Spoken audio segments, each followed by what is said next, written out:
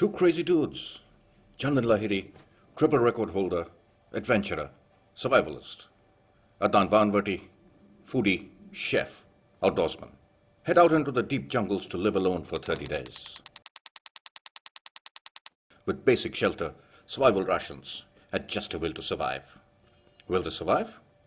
Or perish? This is their story. Tough! Okay, this is the beginning of 30 days alone in the wilderness. This is my insertion point. From here we will walk about 3 kilometers into our proposed camping location, which is supposed to be next to a lake. We've heard about the lake. A lot of people have told us about the lake. It's supposed to be a dam which feeds water into the town, and that's where we are headed. We don't have a support crew. We don't have a camera crew. It's just us. And we're going pretty much downhill. By the way, did I mention? This is leopard country. Even the villagers shy away from spending a night out in this forest. Little spooky. We don't want leopards for company. Not too close anyway. As long as they are relatively far away from us, but within camera distance, we hope to capture some leopards on film. We've been walking for about 20 minutes now, stopping on the way, looking at the surrounding area. Tall pine trees all around us, and some other trees which I've not been able to identify. There are trees that have fallen. You can see one right here lying in the pool. There's one right next to it. There's a longish tree has fallen, and right next to it is a shepherd hut. And right behind the hut there's another tree that is broken off at its base. I guess that's the way the jungle maintains its balance, rejuvenates, recovers, replenishes its resources.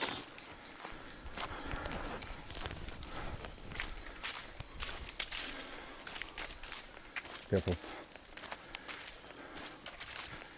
Oh.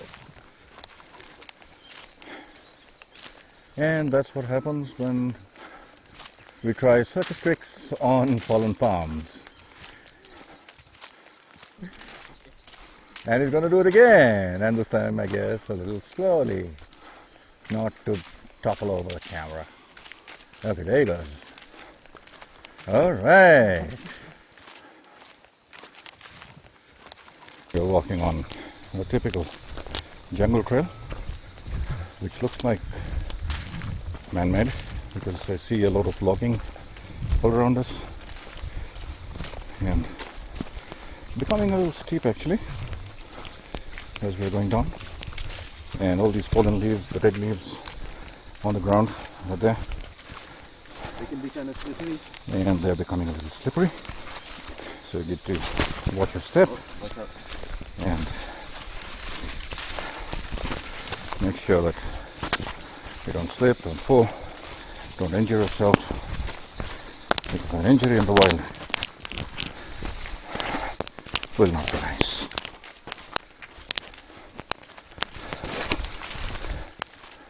And there's a man in front of me leading the way, point man Adnan.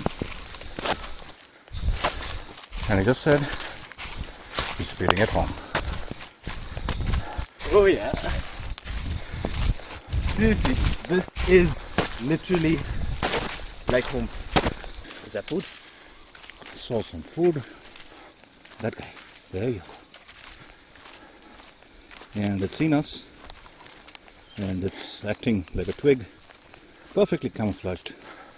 And if I take it closer, it just might decide to run away. That's the guy.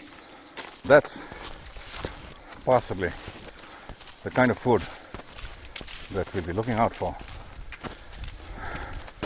over the next 30 days.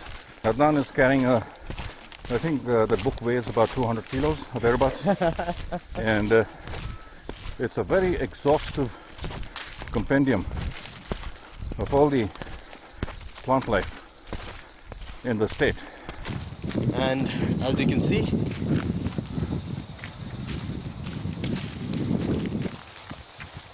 there are lots and lots of plant life. I take the camera, and this is something he has not seen.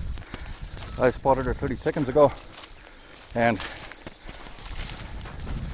as I walk towards these trees, guess what I can see? I don't know if you can make it out through the trees. Oh yeah. But there you go.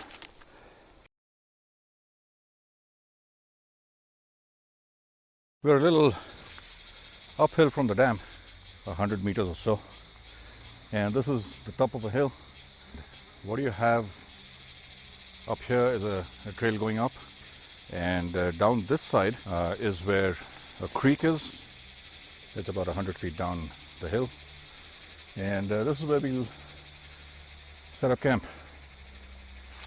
We'll have to clear all the leaves out, get rid of any critters that could be there, listen to the birds, and set up camp. That's our 2 tents. Well, mine's more of a tent. This is the one that Adnan is going to be sleeping in. It's essentially a top sheet turned into a lean-to. That's where he's going to be sleeping. That's the view from our window, as it were. So that's our campsite. The whole thing is our campsite, really. That's where our sleeping quarters are, our bedrooms, if you like. And this is where we'll be building our fire. And right next to it is my favorite chair, next to the fire. So that's our living room, if you like. So we're making a fire bed just to ensure that there's no tinder material that is outside of your intended fireplace. You do not want to be responsible for starting a forest fire. So what I got is cotton, and I've got some accelerant. Just dab it in that, which is the chapstick. And lay it on the cuckoo's nest. Put it in the center of the bird nest. This could be your char cloth, it could be any kind of other ember which you've got with your bow rail fire or hand rail fire. Once this starts burning, we lay it on our tinder bundle, which is just behind Adnan, and then we take it from there. There you go. So now we just need to nurse it, and the pine needles are caught, and now we need to put it on the tinder bundle.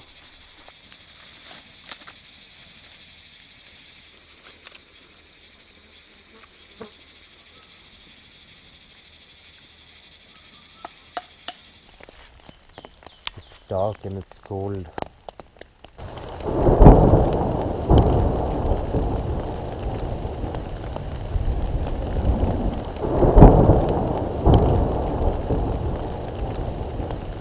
Good morning, Chandan. Hey, first miserable night of the 30 days. Waking up at midnight to rain and thunder, but nice. And I believe I snore. Oh yes, he does snore. It was around midnight when we heard the thunder rolling in, and then some droplets. The day was pretty warm, and we didn't think it would rain. But then we had to get up and fix this top sheet. This guy that you see here, it was just draped over the tent and didn't have a layer of air between the tent and the top. And the condensation played havoc through the night, and pretty much everything is moist and wet inside. The weather seems clear for now. I hope there's sun so we can charge our batteries, dry out some stuff, maybe get a good fire going today. With yesterday's fire, it took about 3 hours for some rice to cook, which wasn't nice. So let's see how the day goes. This is day 2 of 30 days. It's the middle of the afternoon now, and Adnan has just come back from foraging in the forest, and he's brought back some stuff. Let's see what he's got. Nothing. Still trying to figure out if it's edible or not. Sky is absolutely clear, the sun is out, it's shining bright, and that's what it was even yesterday. And it was all clear, not a speck of cloud in the sky. And then come midnight, the thunder started, and it was kind of cold. Cold from the ground, cold from the rain, cold from the wetness. I at least have a tent to protect me. Adnan was sleeping under a top sheet which was converted into a tent and on a ground sheet and nothing else. Oh, that was making me feel so cold because my ass was cold, my back was cold, everything was cold. The cold was radiating from the ground into my bones, if I could say that. I actually took my scarf, my neck warmer, I put it underneath me. I took the black cloth which I have, I put that underneath me. I slept with 2/3 of my body on my bag and it was still cold. Yeah, it's fun. And that was just the first night. Thick layers of pine, the bark, and this light colored part is what is edible. Now what we want to do is, want to try some? Sure. There you go.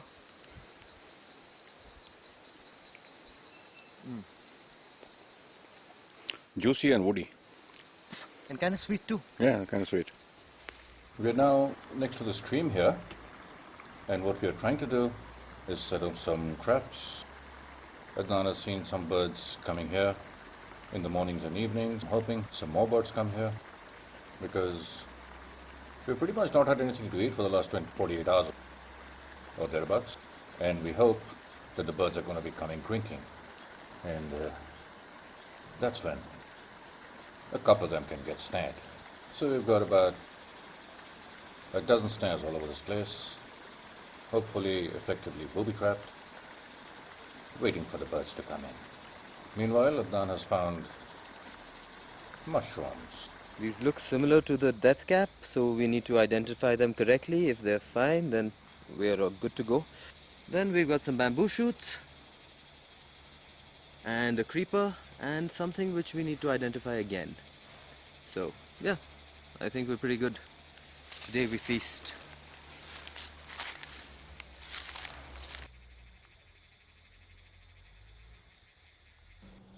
We're in the morning of day 3, and the night was pretty miserable. It didn't rain, fortunately, like it did the first night, but it was cold, it was windy, and thanks to the conduction, the cold from the ground was seeping in through all the top sheet layers of the tent, and it was difficult sleeping. And it wasn't nice, actually. Yesterday Adnan had foraged for some vegetation. He got some pine bark, he got some rhododendron flowers, and he got some bamboo. And there was some rice in our rations, which is what we had. Obviously that's not enough. And surprisingly, there's no fish in this creek. And all we have are caterpillars, which will grow up into butterflies. So this is our water source, and this is the cleaner part, slightly faster flowing. So that's where I'll be collecting the water from. That's my water. It's fairly go to drink actually. Ever since I've started thinking about designing the 30 Days Alone in the Wilderness program, I've had a variety of comments from a whole lot of people. Why do I want to give up the comfort of a nice bed, the air conditioning, watching television, driving down the roads, dining in a restaurant, watching a film, browsing the internet, talking to friends, walking down the corridors of a shopping mall, and generally being comfortable, to come and live in the wilderness for 30 days. The reason why I am doing 30 Days Alone in the Wilderness is for some alone time, really. It's for some me time. It gives me an opportunity to introspect, to think, to quieten the mind out, to find questions more than find answers. Here I've got no distractions. I've got pretty much no stress actually. All these crawlies and birds, they're making the sounds going about their daily life. So that's my television. When I light my fire, that's another thing that one can have a conversation with. In fact, fire is called nature's television. That's the philosophical aspect. But on a more realistic level, it also teaches you how less one can do with. It's been 3 days and I haven't missed the telephone, I haven't missed the internet, I haven't missed addictive pursuits like Twitter and Facebook and stuff like that. So far I haven't missed people. Maybe somewhere down the line I'll start wanting to meet people, certainly wanting to meet the family, the kids. So that's it. So I'm here for self-actualization, okay? If that's a term which is not too highfalutin for me, but really it's for some me time. It's for some alone time that I'm here, and to practice my skills. That's why I'm here. Man, I've hardly slept all night. It's been cold and it's not too nice. But Chandan, on the other hand, is snoring away to glory. Aye. I'm like up here. I'm looking around. I heard the kakad barking or bleating away, as one would call it. There was a deer which came pretty close to camp and was barking away in the night yesterday. And when you're awake and cold and somebody is snoring away, you envy that bugger. You're like, dude, I want to be in his place right now. I don't want to hear the bloody kakad bleating away and thinking a leopard's going to come get me. It's going to take a little getting used to. And I am feeling a little low right now because I haven't been able to get enough sleep and exertion. Because about how low I was feeling, I've already consumed 2 of these protein bars, which was supposed to be emergency rations. Chandan's consumed far lesser food than I have, but I have actually had to consume more food because my body was literally giving up on me.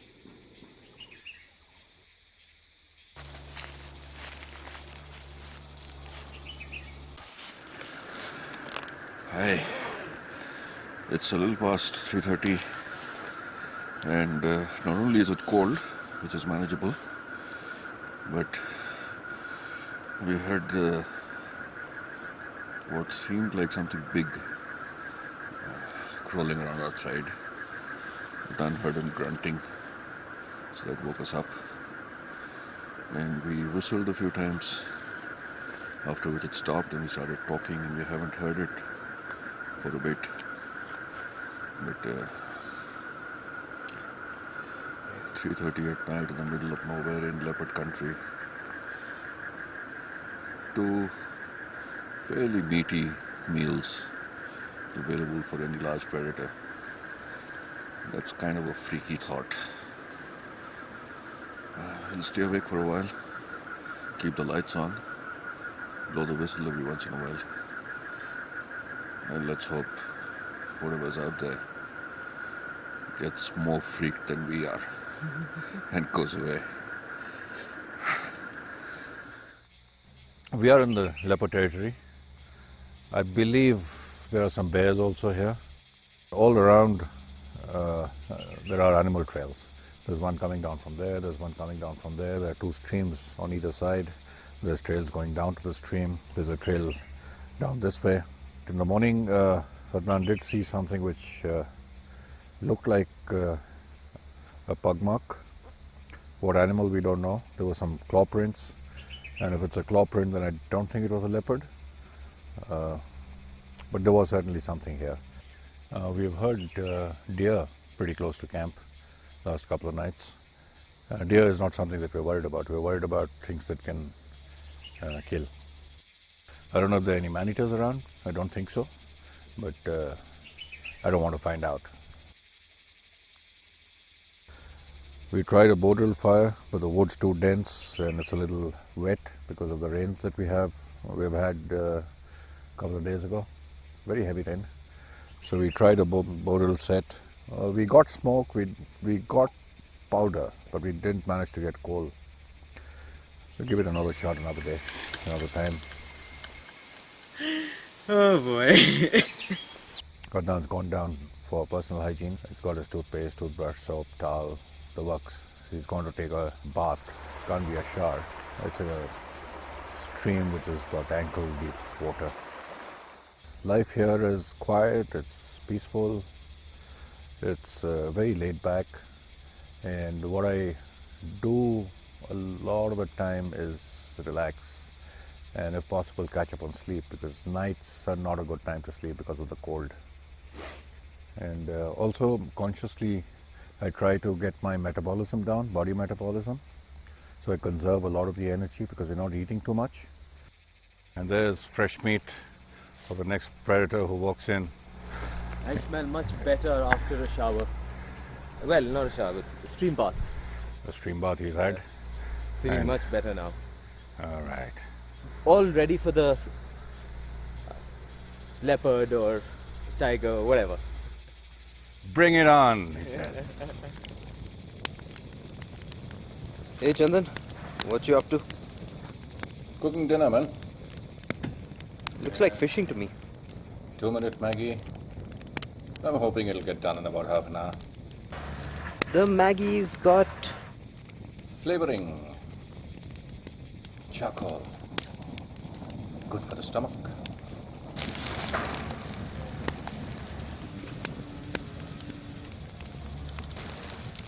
oops, there goes the Maggie. And that's my dinner. In the fire, cooking in the fire. This is the morning of day 5 in Camp 1, and we have been uncomfortable for the last 5 days for 2 reasons. One, because of the cold. It's been very, very cold and we don't have enough covering. And the second thing is becoming a little scary. We've had bears coming into camp, and they've been walking all around our shelters, our tents. We tried our best to keep the bear away, but living 30 days scared of bears, not a very happy thought. So now we'll be breaking this camp and moving into Camp 2. It's been a good experience. It's been cold. There's been very clean water nearby, but unfortunately we haven't found any food in this area and had to depend on our survival rations. Okay, now it's time to break camp. Pack up all our stuff, clean it as much as we can. This is the blanket I've been sleeping in. Okay, now all the stuff needs to get into the bag. So it makes sense to sit down a little bit.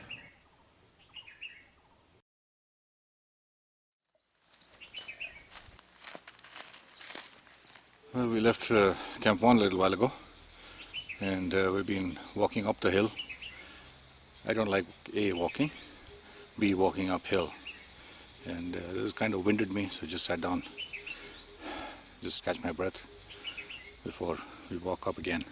This climb is killing me, and it's uphill all the way for about 3.5, 4 kilometers from where our camp was to the roadhead at Chabatia. And fortunately, now we're on a dirt track which has been dug up by a JCB, which is doing work down at Bahalutam, next to which we were camped. As you can see, I'm pooped. I'm having to stop every 50, 60, 70 yards, take a gulp of water, reduce my heart rate, and continue on again. We still have to find Camp 2, set up camp before the sun goes down. There's a lot of work left to be done for the rest of the day. Meanwhile, just go uphill.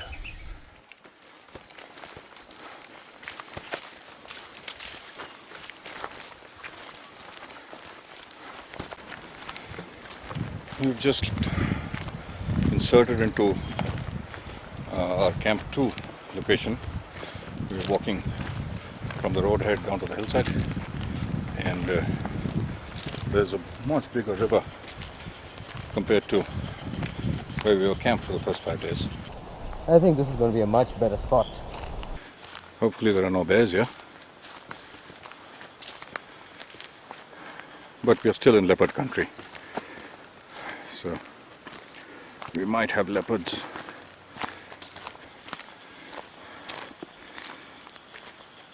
And that hike up from Camp 1 to the roadhead winded me almost completely.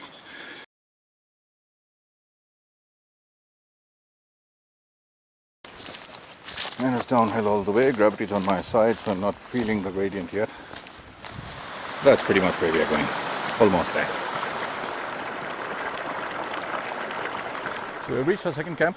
This is Camp 2. And the visual that you're getting is from the riverside towards the hillside. And this is a grass meadow, if I can call it. Nice and flat, clean. It gets the sun through the day. Adnan there is setting up. Food. And Adnan's book is going to come in handy because he's already seen a lot of food which he promises will keep us going for the next few days. There's the river going in front. I hope there's some fish somewhere there. And that's Adnan setting up his camp. Behind us, between the river, or after the river and the camp, this is what it is. It's a steep hillside. There you go. And we're back to the river.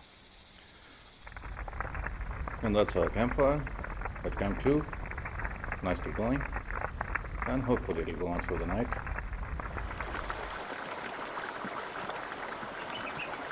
It's a fabulous location, and I think it's a little better than the first camp. That was good in its own way. This is far more open. It's in a valley next to a stream, and there's a lot of open spaces which gives us a better perspective of the area that we're in.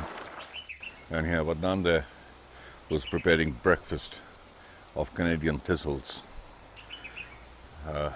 We had a taste yesterday evening. Tasted somewhat like sugarcane. That's what the leaves look like. That's not what you want. You take those away, skin the bark off, like what he's doing now, and chew on the inside. Why don't you join us for breakfast? Come along someday. It'll be a lot of fun. Tasty food.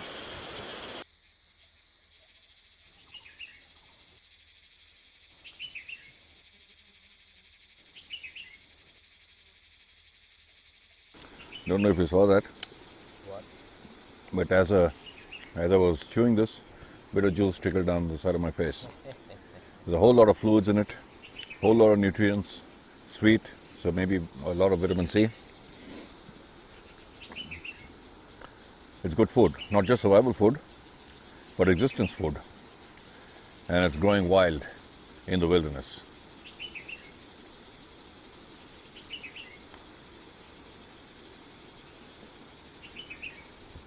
Just make sure you identify what is edible and what is not. Just saw some langurs up ahead, not very far from here, maybe about 100-150 meters away. There's a bunch of them, about 4 or 5 of them. And they've been known to create havoc in camp, hoping they don't come by. And in case they do, what we've just done is made a spear, just a pointed end of a stick which is about 4 feet long. So in case they come, we've got something to scare them away with. Not necessarily to harm them or injure them or kill them, but something with which they get scared and don't bother us anymore.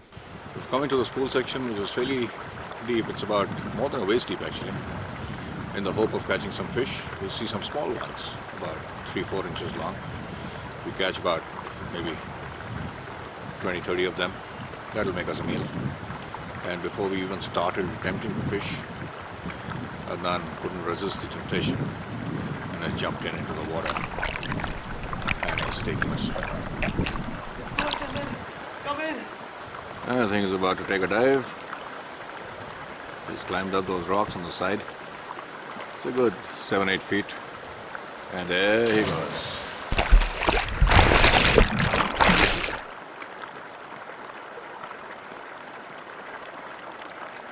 The fishing, well, it was good and bad.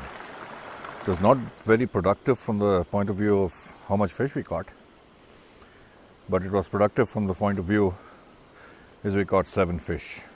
We got 6 big fish, you know, and the 3 between us, and that'll keep us going for about 3.5 minutes each. Let's hope we get more fish tomorrow, and I'm banking on Chandan to get us our protein. Yeah, don't bank too much. Yeah. But the effort will sure be there. It's about 2 hours before the sun sets, and I suspect by about 9 o'clock we should be eaten, fed, and ready to hit the bed.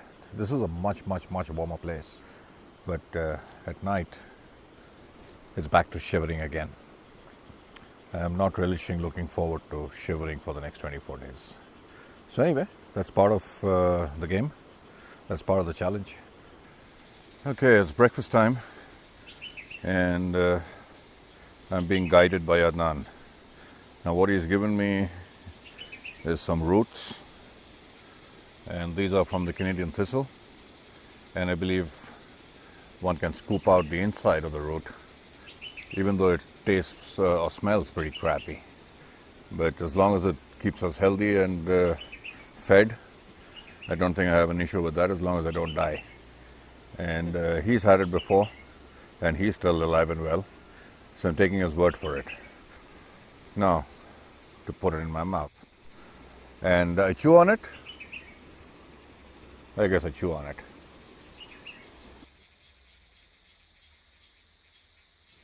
A bit like raw potato, if you ask me. Juices are okay. Kind of tasteless, a little bit of salt somewhere there, but pretty tasteless. And that's it. So that's breakfast here in the wilderness. Forage from the forest at no cost. It grows wild here, so just pick it up if you know what to eat, like Adnan supposedly does. I don't, to be honest. And we're good to go. So the essentials of living in the wilderness, as you know, there are 8 of them. The first one being attitude. The attitude is most important, and obviously we have circumvented that, and we have the right attitude to be living here. The next 4 things are things you need to do to take care of yourself, which is shelter, fire, water, and food, which we've got pretty much organized. We've got shelter, which we brought along with us, Then comes fire. We got enough fire. We got a pretty good blazing fire going for about 4 or 5 hours every evening. We got water. There's a stream right next door, and that gives us plenty of drinking water, and we need to be hydrated all the time. And food. That's been a little bit of a concern because there are fish in the water, but we haven't been able to catch any. We've caught, but very small ones, not enough for a meal. And the next ones, which we are not prepared for yet, because we're going to be here for the next three weeks more, which is signaling and navigation. And the last one is, of course, first aid. So that's the 8 essentials. We got pretty much all of them covered. So guys, this is wild strawberry. They got the crunch, they got the seeds, but don't expect them to taste sweet. Wild strawberries are done style. Not bad actually. So these are ferns. These are cooked when they're young and they're tender. Essentially, if you find white hairs, do not consume them. They are poisonous. Brown hair, like you see on this, little brown hair, and you see lots of brown hair, consume them. Good to go. There was a villager passing by. He ran across, wet my trousers, to ask him if this is also, if this older variety, this grown variety of this fern, essentially is a fern family, can be consumed. He said no. Moral of the story, don't get ahead of yourself. If you're in doubt, ask somebody. If nobody's around, just avoid it. Oh, this would have been so much food. People say that 70 to 80% plants are inedible, and we are surrounded by plants, so the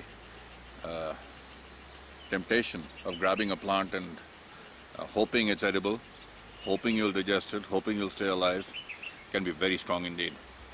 So if you can't positively identify a plant to be edible, please carry out the edibility test or avoid the plant altogether. Essentially, it's a 5-stage process. The first one is to just look at it, inspect it.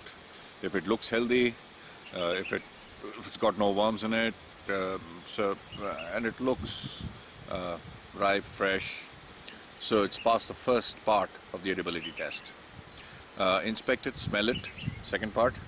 If it smells decent, smells good, apart from looking good, then okay, so you can go ahead to the next step. So the third step is when the real test starts. You take a bit of the plant, whichever plant that you want to test for edibility. Take a bit of the juice out, just break the stem or the flower or the petal or the leaf or the branch or the bark or the root or whatever part that you want to consume. So take a little bit of the juice out and put it in a sensitive part of your arm. Just rub the juice a little bit. And as long as I'm okay, as long as there's no rashes, no itchiness, no tinginess on that skin, it's gone through the first part of the actual edibility test. And if there's no itchiness after 15 minutes or so, take a bit of the plant, maybe a bit of the juice, and put it on your lip, or the corner of the lip, or in the outside part of the lip, not inside, so it doesn't go in. Again, wait for about 15-20 minutes. Wait to see if there's any itchiness, wait to see if there's any rashes. If there are, obviously, it's not good to eat, so throw that plant away, don't go near it. Part 5 would be take a bit of the plant and put it under your tongue.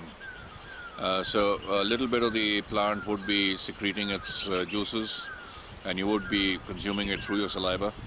Take a very small amount, don't take a large amount. Keep it there for another half an hour, I would say, to see if there's any tinginess inside your mouth. If there is, again, it doesn't pass the test, throw it away. After half an hour, if nothing has happened, take a very small portion of the plant and consume it. And now comes the tricky part. Food takes about 4 to 5 hours to digest in our stomach. So after you have taken that small portion of the plant, let it digest for about 4 to 5 hours and make sure you don't have anything else. In case it is not good to eat, stomach will churn, you might feel nauseous, which means that it is that particular plant which is not good to eat. If you had something else with it, you wouldn't know which one caused the stomach trouble. And if you have any nausea or any itchiness or rumbling or discomfort in your stomach, and so therefore it is because of that plant which is not edible, and you have consumed a little portion of it, then what you do is induce vomiting by putting 2 fingers inside your throat, and hopefully whatever part of the plant is yet to be digested in the stomach would come out. And because you haven't had too much, you've taken only a little bit, so it won't affect you as much as it would if you made a full meal out of it. So always carry out the edibility test to identify any unknown plant that you cannot positively identify to be edible. It's not good to be sick out in the wilderness, and some plants can actually kill you very, very quickly. If you can identify plants, the wilderness can be a storehouse of food. Just remember that unless you can positively identify it, don't consume it. Always, always, always carry out the edibility test. It's time to go out and fish. And yesterday we didn't have too much luck with fishing. So what I'm trying to do now is make a fish trap with a plastic bottle. Cut an X. Bend the 4 triangles that you have, and the fish come in, attracted to the bait, and then for whatever reason they can't seem to swim out. So I'm ready to put the bottle trap fish bait, bottle fish trap. As you can see, I'm lethargic and getting a little tired, so the words are not coming out right. Anyway, I'm hoping to get some fish. I don't want to put a number to it. Yesterday was 6.5. I hope it's better than that. There you go. Now for my fish bait, just put it inside the bottle so that it doesn't float out. I don't know if this will float or not, but just put it inside the bottle so that the smell attracts the fish. And I already see a lot of fish have already come in. They're all around me. I don't know if they're coming with the bait or they think that I am food. They are swimming up and down on the hole. Hopefully larger ones will come by.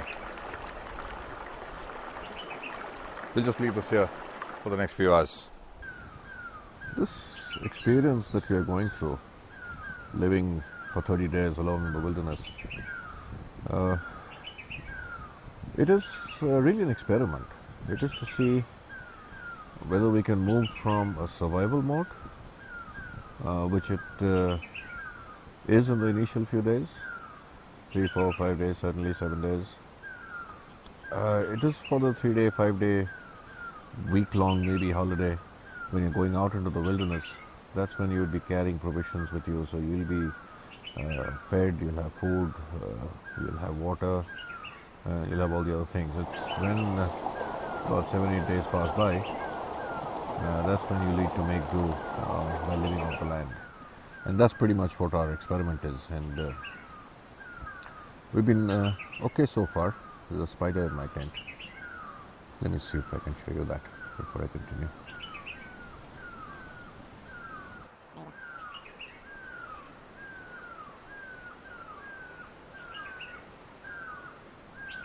It'll find its way out, I guess. So, as I was saying, it's in the post 7-day period when we'll figure out whether we can actually healthily live off the land. And we're pretty good actually, and we're comfortable. We've got all the essentials covered.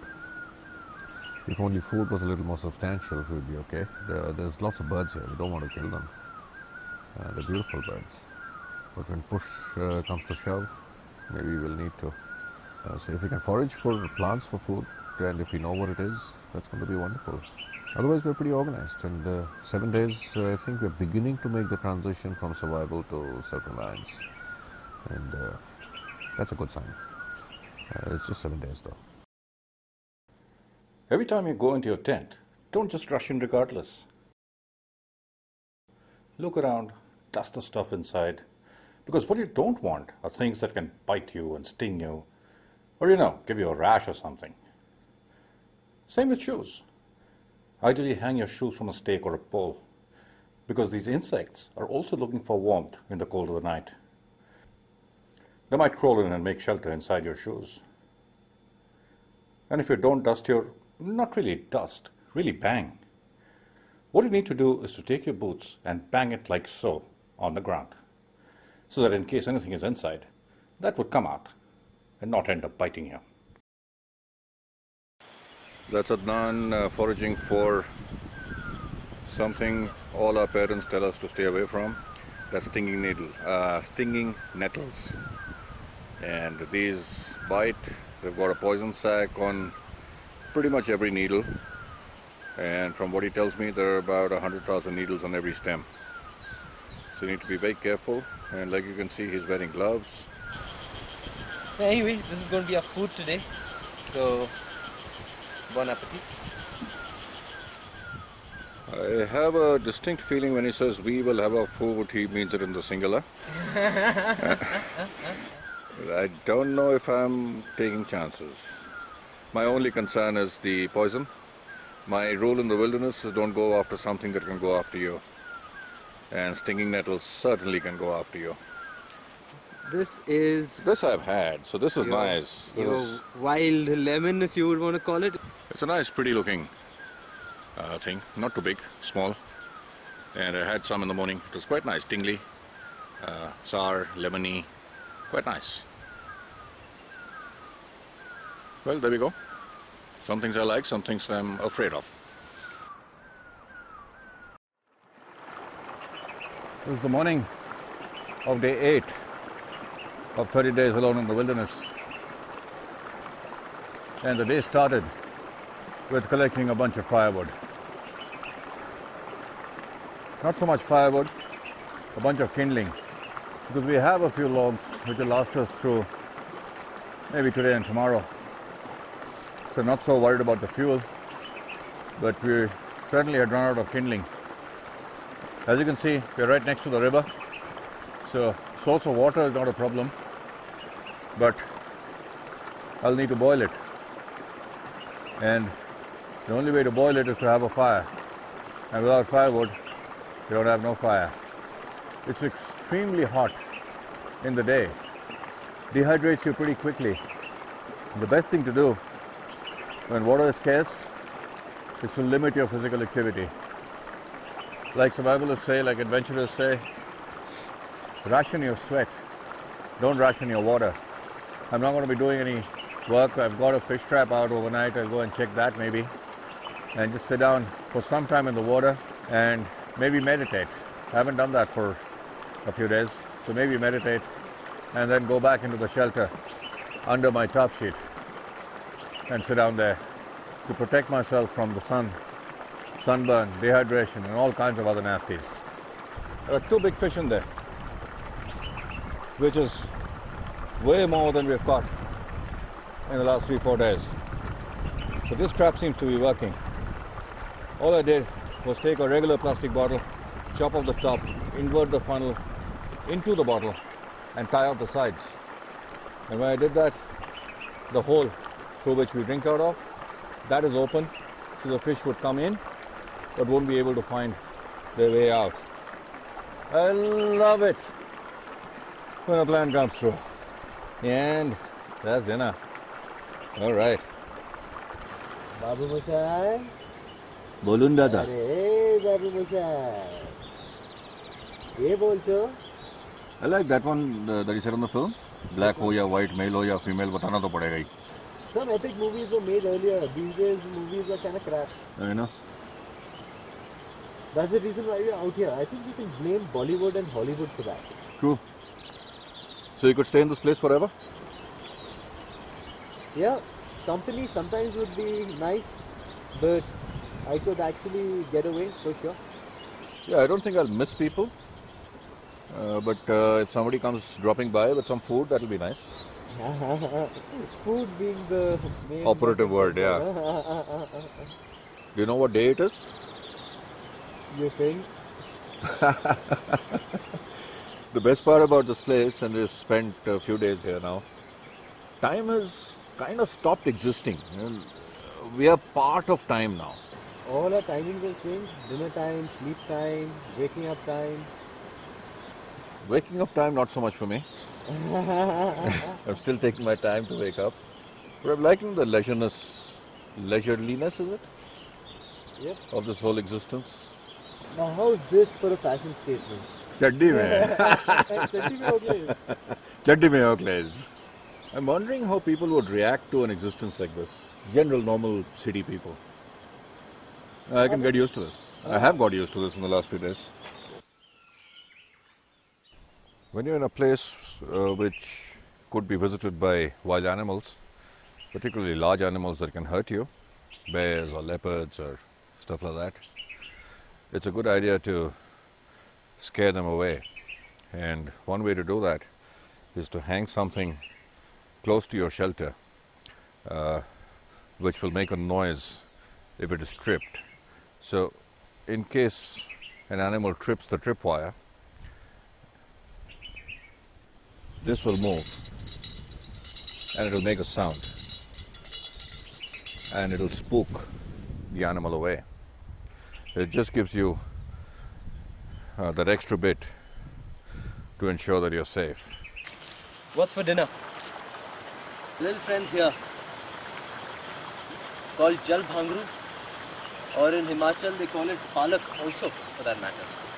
So it's a form of green leafy vegetable, obviously. You don't eat this stuff. This is not to be eaten. But this is what is used to repollinate. How they're defined are erect, bisexual. So erect and bisexual just sounds, well, in some circles, very interesting. A little bit of humor never hurt anybody in the wilderness.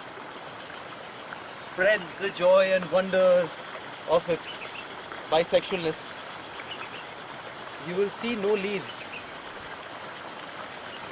where these little nutlets are, as they call them. No, that's true. It's actually they're actually called nutlets. Go nutlets, go. And what part are you supposed to eat? Oh, the leaves. Wherever the nuts aren't there, you grab the rest. Here they are, the leaves. Well, there goes Adnan with his bisexual plant after having got rid of all the nutlets. Didn't want the nuts at all. I've heard of situations where people get into situations where their nuts get fried. But here we've thrown the nutlets away. So we're going to be having bisexual nutless wild palak. Let's see how that goes.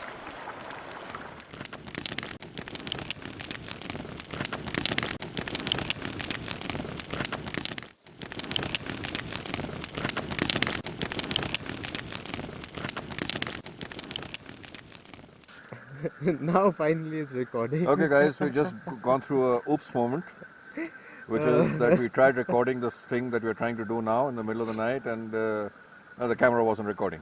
Yeah.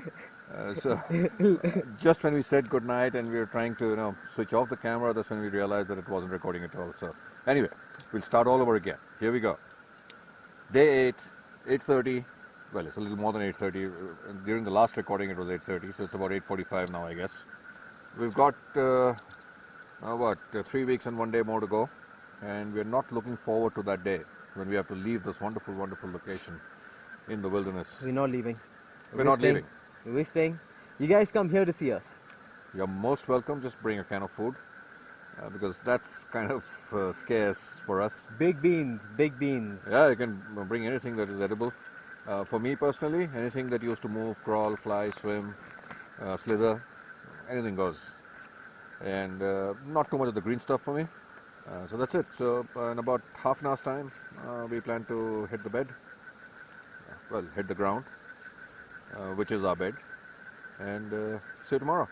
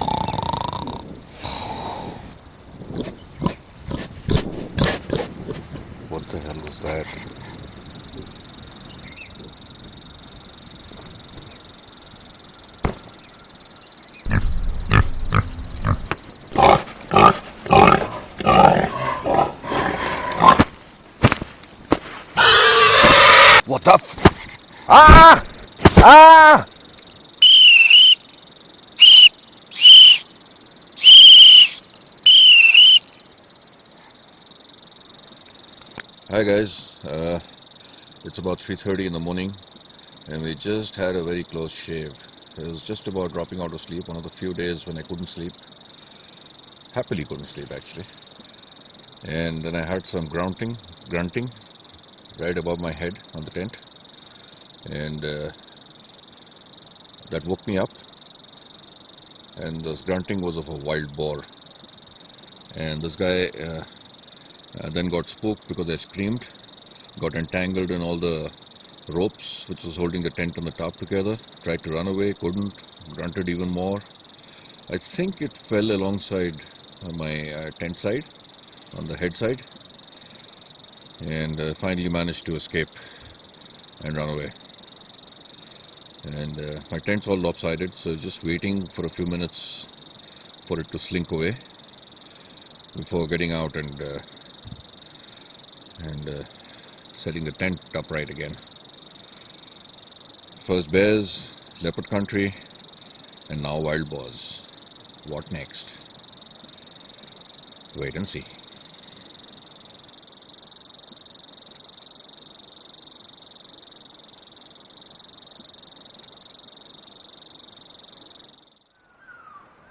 I'm literally homeless now. Thanks to that pig at night, my tent and my tarp are gone.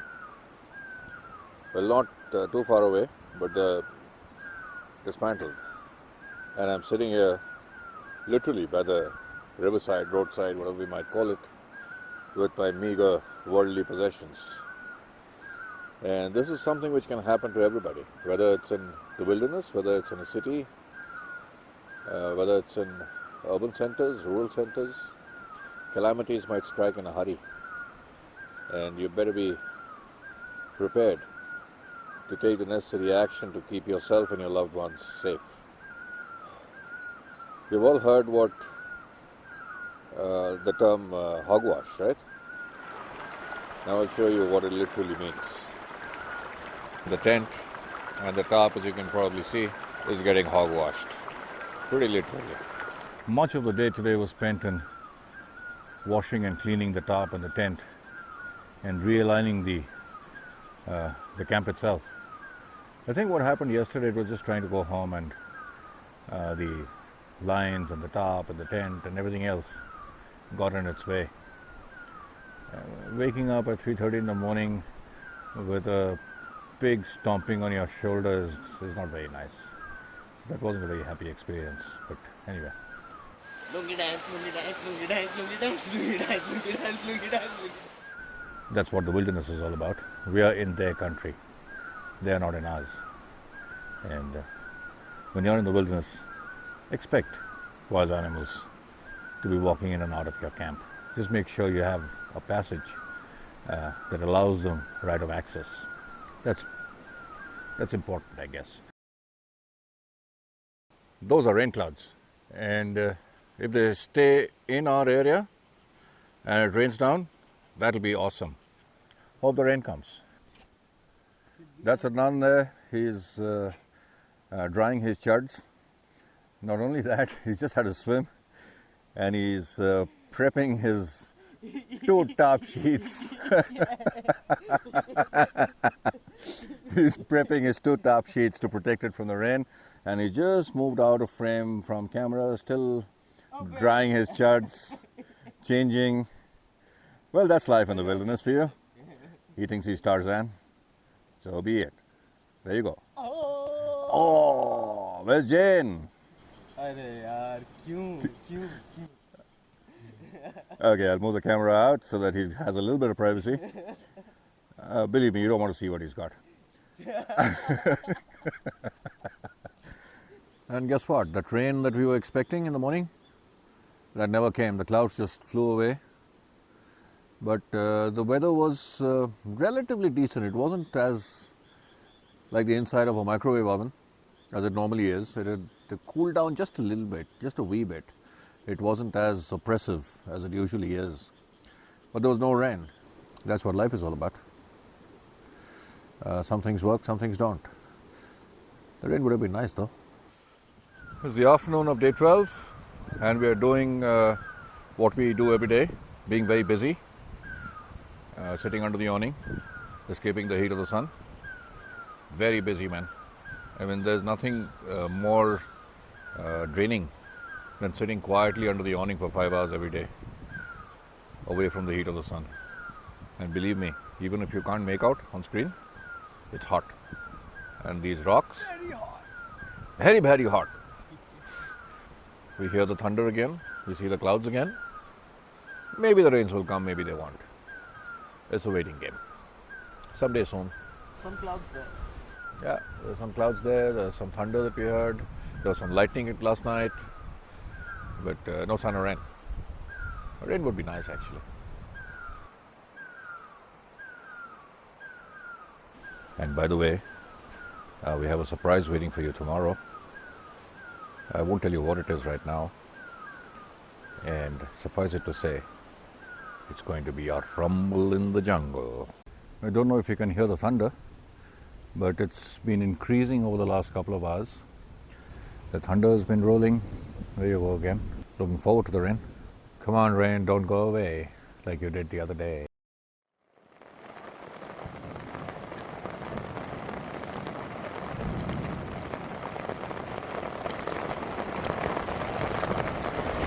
The rain that we were hoping for, were expecting, the heavens have opened up and it is raining cats and dogs. Now is the test of whether the tent, the tarp, whether they'll stay up or not, or whether they'll get blown away by the wind. We let the rain beat down for some time, vent its fury for a while. It is really pelting down now. It's only... Maybe you could hear the thunder. And there's another flash. There's another thunder rolling coming in. There you go. This is a very, very, very heavy rain.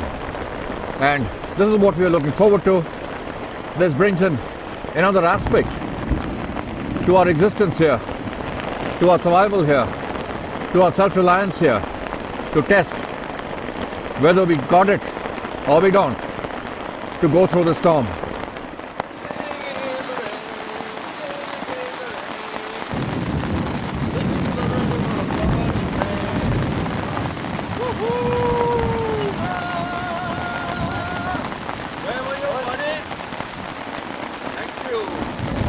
It was about half an hour of pretty bad rain, torrential rain. Heavens opened up completely, hailstorms, and now it's drizzling and it's frighteningly cold. It is cold. Believe you me. I don't know how the night's going to be. Yeah, the night's going to be bad. And when we just walked out and felt the water in the river, that felt warm. Some birds chirping, so maybe the worst of it is gone. But in the Himalayas, in this part of the country, you really don't know if the rain is at all going to stop for the next 3 days, maybe. And I think what's going to happen is human warmth, body warmth. I think that's looking like a distinct possibility today. Both of us in one tent, which is supposed to be for one person, now with two people. Let's see. I only wish we were not of the same sex. Me too. Me too. See you guys. Catch you later. Well, the rain seems to have stopped, but there's thunder still around. My poncho was leaking, and when I took off my poncho, my shirt was all wet. I reached inside my tent to take out my wind cheater, the one I'm wearing now, and that was all wet, which really means that water has seeped in inside the tent. It's not a good thought to be sleeping in wet clothes inside a wet tent without a warm, comfortable sleeping bag. And the thunder is still rumbling. So I don't think the rain has gone away yet. Not by a long shot.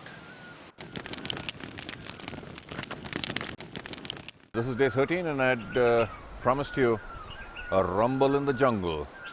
And that's because today is Adnan's birthday. And that's Adnan. Happy boy. Happy birthday. Thank you. And he's been greeted with all this rain and thunderstorm. But with all this input coming from the heavens, he doesn't seem to be having any output from the other end of his elementary canal. Aati nahi. Aati nahi is what he's been singing. Happy birthday, Adnan. Say something. Thank you for whoever is watching. I'm 31 years old now, young, 31 years old young now, and yep, aati nahi. Well, after the rain of last afternoon and pretty much through the evening, and then again through the night into the morning, the sun is finally out. It's drying all our stuff, and let me tell you, after that rain, the sun sure feels nice. It's hot, and I'm loving it. झूठ बोलता है. Apun jhut nahi bolta. Hey guys, we've just attained puberty. 13. We are 30 days into the wilderness. Dude, it feels awesome. And 13 days seems like 3 days actually. The days have just ceased to exist. Time has ceased to exist. And we are only a little apprehensive. No, not looking forward to maybe the next 17 when 30 days are going to be over. And I think we've kind of settled down to a self-reliant existence. We're getting food, we are hydrated, we got shelter, we know exactly what to do from 10 o'clock in the morning till 5 o'clock in the evening. Sleep. Because it's hot, believe me, it's hot. It's hot. Hot, sizzling it is. And the nights are cold. Yeah, it's cold, it's hot, and it's everything in between. It's wonderful.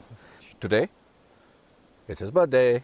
Yeah. Happy birthday to Adnan.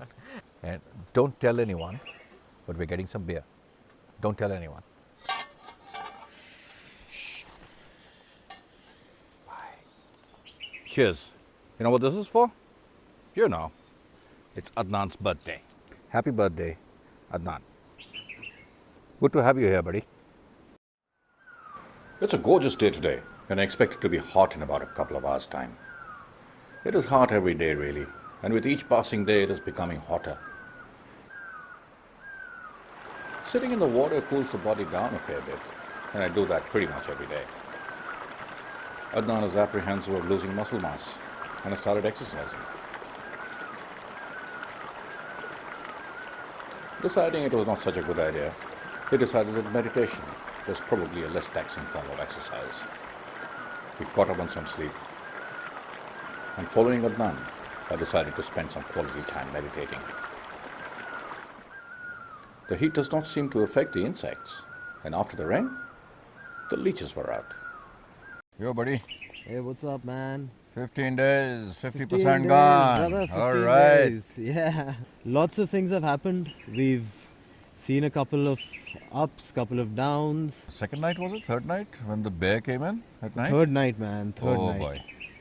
It was scary that night, and when we saw the bear paw the next morning, We were pretty freaked. both of us freaked out, man. And we ended up Both? spending 2 more days in that area. Yeah. You know? Yeah. Yeah, that was that took guts, I would think. Yeah. And then we moved here. This is a nice place, actually, This is brilliant. This is very nice. except that one night. when the I know, when the man. wild boar came in all stinky and crappy. Stinky, heavy. Heavy, yeah, you know heavy, dude. Oh boy, it fell on me, man. So I think it took us about half an hour to get out of our tents, Yeah. not knowing whether it was still hanging around waiting to charge. Yeah, that was crazy, man. Oh, remember your fever?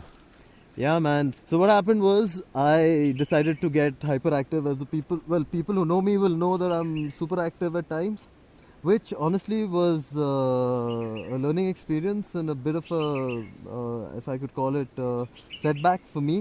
It was turning into a medical emergency somewhat Yeah. with the fever Yeah. and with the existing appendicitis and all that. Yeah. And the rain, man. Oh, yeah. That came in a hurry. Then That was a fun experience. That was a though. fun experience. A fun though. experience. It was good. Yeah. It was interesting. Yeah. Yeah, the last 15 days have been good. Yeah. Yeah, It's been very very good. interesting. Let's get down to how you would approach the next 15 days and I would approach the next 15 days. If there is Yeah. a difference. Yeah, I believe there is a difference between the two ideologies that we have of how to turn this into a self-sustaining, self-reliant sort of situation. I personally believe that there needs to be an active effort. An active effort being where one consumes enough energy to maintain certain activities. So a constant effort to gather, or maybe make a big effort to gather lots, preserve it, and utilize it over the next couple of days. I have a slightly more relaxed approach to this. I know that I'm here for 30 days. So when I came in here, I was prepared to last for 30 days, particularly in terms of food. You need enough nutrition to sustain you. I'm happy with 1 meal a day. I've got some rice and dal, about 50 grams a day. Personally, I feel I should be all right with that. The way I try and draw a balance is you eat just a little bit more than your body requires, so that excess amount is disposed of. As far as I'm concerned, it's about controlling and conserving the body's energy. So that's a difference in approach. We're trying to live our different approaches over the next few days and weeks. We have our resources, which we'll divide between the two of us. I would tend to do it my way. He would tend to do his way. And neither of us have spent 30 days in the wilderness. So we don't know how our bodies and minds and everything else is going to react. So we're going to divvy it up. If he wants to consume all of his stuff in 3 days, 4 days, his choice. If I want to have stuff left over at the end of 30 days, my choice. Maybe we'll course correct as we go along because things are not quite working out the way we thought, and that's entirely possible because this is an experiment that we're going through. True. All right, guys. After about half an hour of discussion, looking at all the food that we have, looking at all the reserves that we might have, we've kind of divided the food depending on what each of us thinks we'll need over the next couple of weeks. There's this commercial running currently on Indian television for a chocolate bar, I think, where this person, turns grumpy and all that. And Adnan's friends very often, I believe, tell him, why don't you have some food, otherwise to heroine ban jayegi. Given that context, let's look at what Adnan is rationing over the next 2 weeks as far as food is concerned. Shout out to Vineet. He's got a couple of protein bars here. He's got 8 chicken cubes, which contain 2 each. Then he's got some rice and dal mix. He's got some Maggi. He's got some soup. He's got some muesli.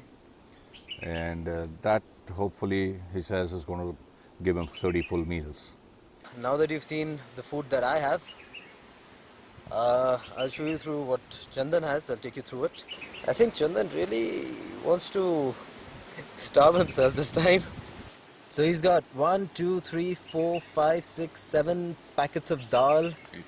8 packets of dal and rice with those Maggi cubes. 1, 2, 3, 4 into 2. That's 8 again. So 8. He calls this 8 meals. 16 meals. Wow. He calls this 16 meals. Chandan, are you serious? Yep. 16 meals. You're gonna have of each packet every day. 16 meals, half of each packet over there every day. Yeah. Guys, 1 meal a day. sitting there watching this, I think you might realize that this is really famine food. I have much more food than him. What he also has is lemon sweets, which actually are very, very nice. And trail mix, which has cashews, almonds and raisins. This is the amount of rations that I have, which I'm stretching out for the remainder of our experience here. And the advantage here is I know what our bug out date is. And because I know my bug out date and I've got 15 days more to go, so therefore I have the option of rationing whatever I have over so many days. But if my extraction was not fixed for a particular date, and I didn't know whether it was happening tomorrow or 3 months down the line, then I would be worried with the kind of food that I've got, because that certainly is not enough. Like Adnan said, this is famine food. It's 50 grams of a rice dal mix, one meal every day. And the lemon is just little drops of happiness. It doesn't give you anything except a little bit of flavor, a little bit of taste, and a little bit of, well, eyes get moist when you pop a couple of those candies in your mouth when you haven't tasted anything. So, yeah, this is famine food. And this is something that I'm trying as to how much I can push my body. So, yeah, this is a bit of a stretch. It's pushing my body more than probably I should. So, at the end of 30 days, well, now 15 left. Hopefully, we'll see some smiles on both the faces. Leaner, meaner Chandan with us. Hungrier. Hungrier and leaner and meaner Chandan with us. And I would surely not like to lose any more weight, my friend. Right, guys, wish us Godspeed. Adnan is headed out to collect some figs, and which I don't quite agree with. My personal philosophy is if I have limited resources, I curtail my activity, so I don't remain as active. So I slow down the metabolism and don't lose as many calories doing things that I possibly don't need to do. Adnan's philosophy is he's a very active person, and that's a very good thing. His philosophy is if I have to remain active, I have to be nourished. So that's contradictory ideologies. He needs his 3-4 meals a day, and he otherwise gets a little cranky, a little flustered, and it starts telling on his health, because his mind wants food more than his body, I suspect. We are in survival mode to see which process is better. Welcome back, man. Any luck? Oh yeah, look like a ball, a sack of what? Nuts. Yeah, baby. Yeah, baby. Nuts. Man, that did take a lot of energy, and I need to drink a lot of water. So, let's see if this was worth it. What do these remind you of? Let's not go nutty over it. We are in the morning of day 16, and looks like a gorgeous, gorgeous day, which will become hot as the day progresses. And when I was pulling out a couple of my tent pegs, I found they're completely bent out of shape. There she is. So I just carry out some minor repairs, straighten these out as best as I can.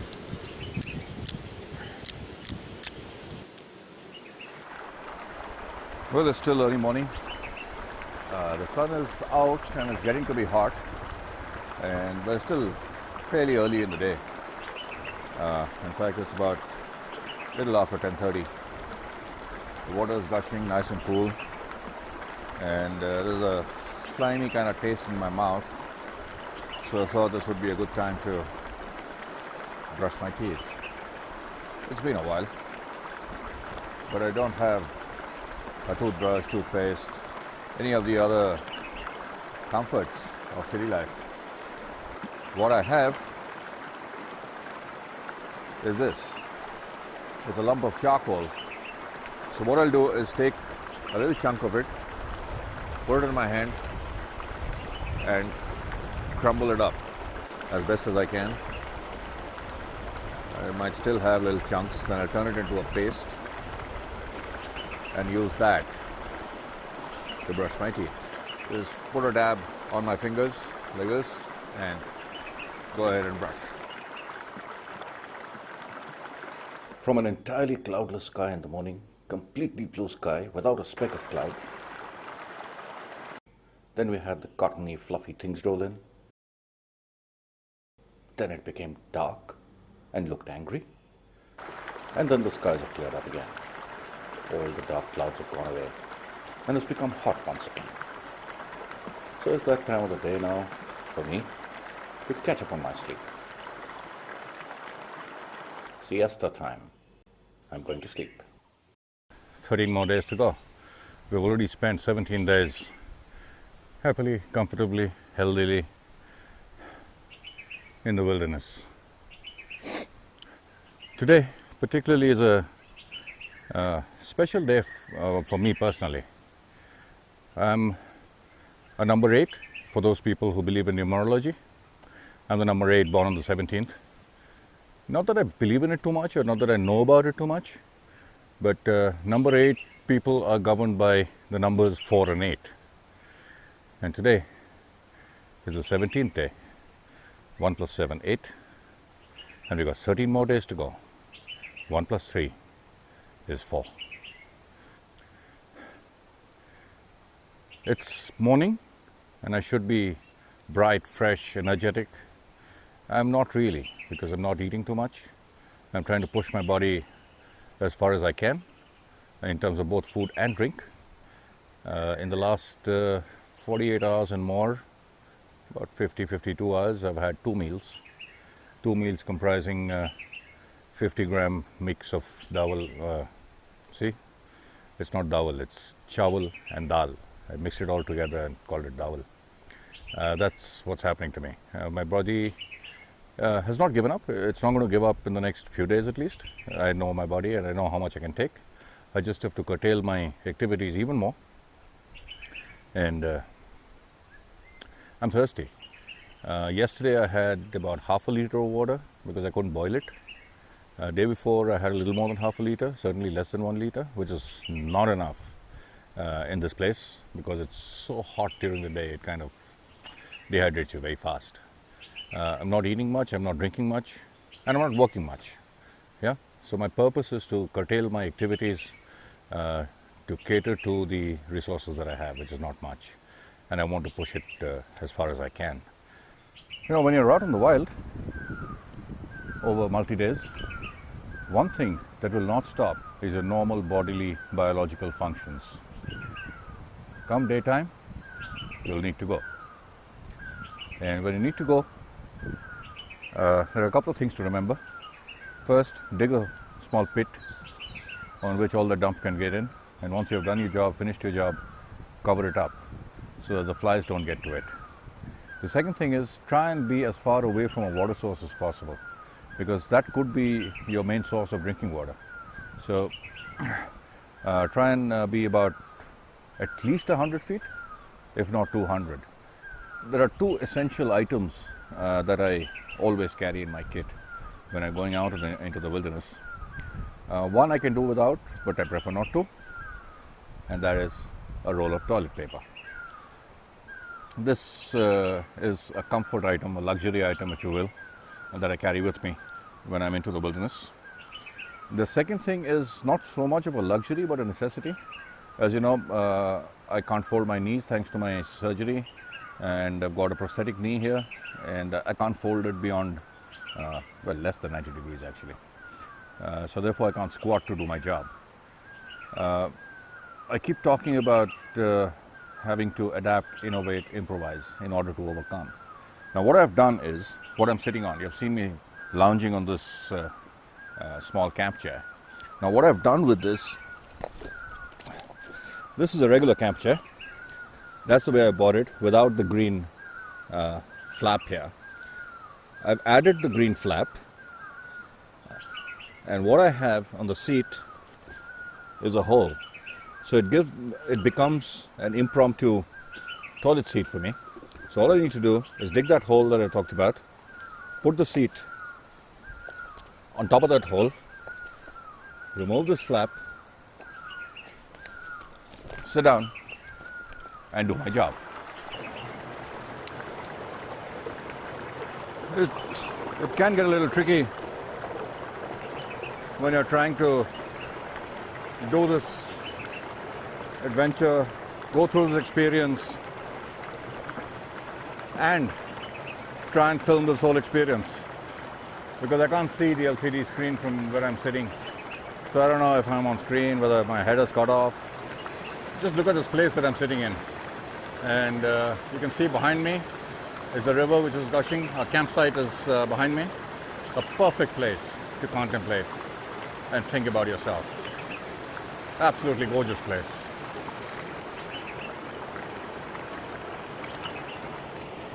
This is the morning of the day 18, and when I woke up to an empty camp. And one good thing which Adnan did when he came back was come back with 4 bottles of crystal clear, sweet spring water. So I don't need to boil my water for the next 2 days, 3 days maybe. And it's awesomely good water.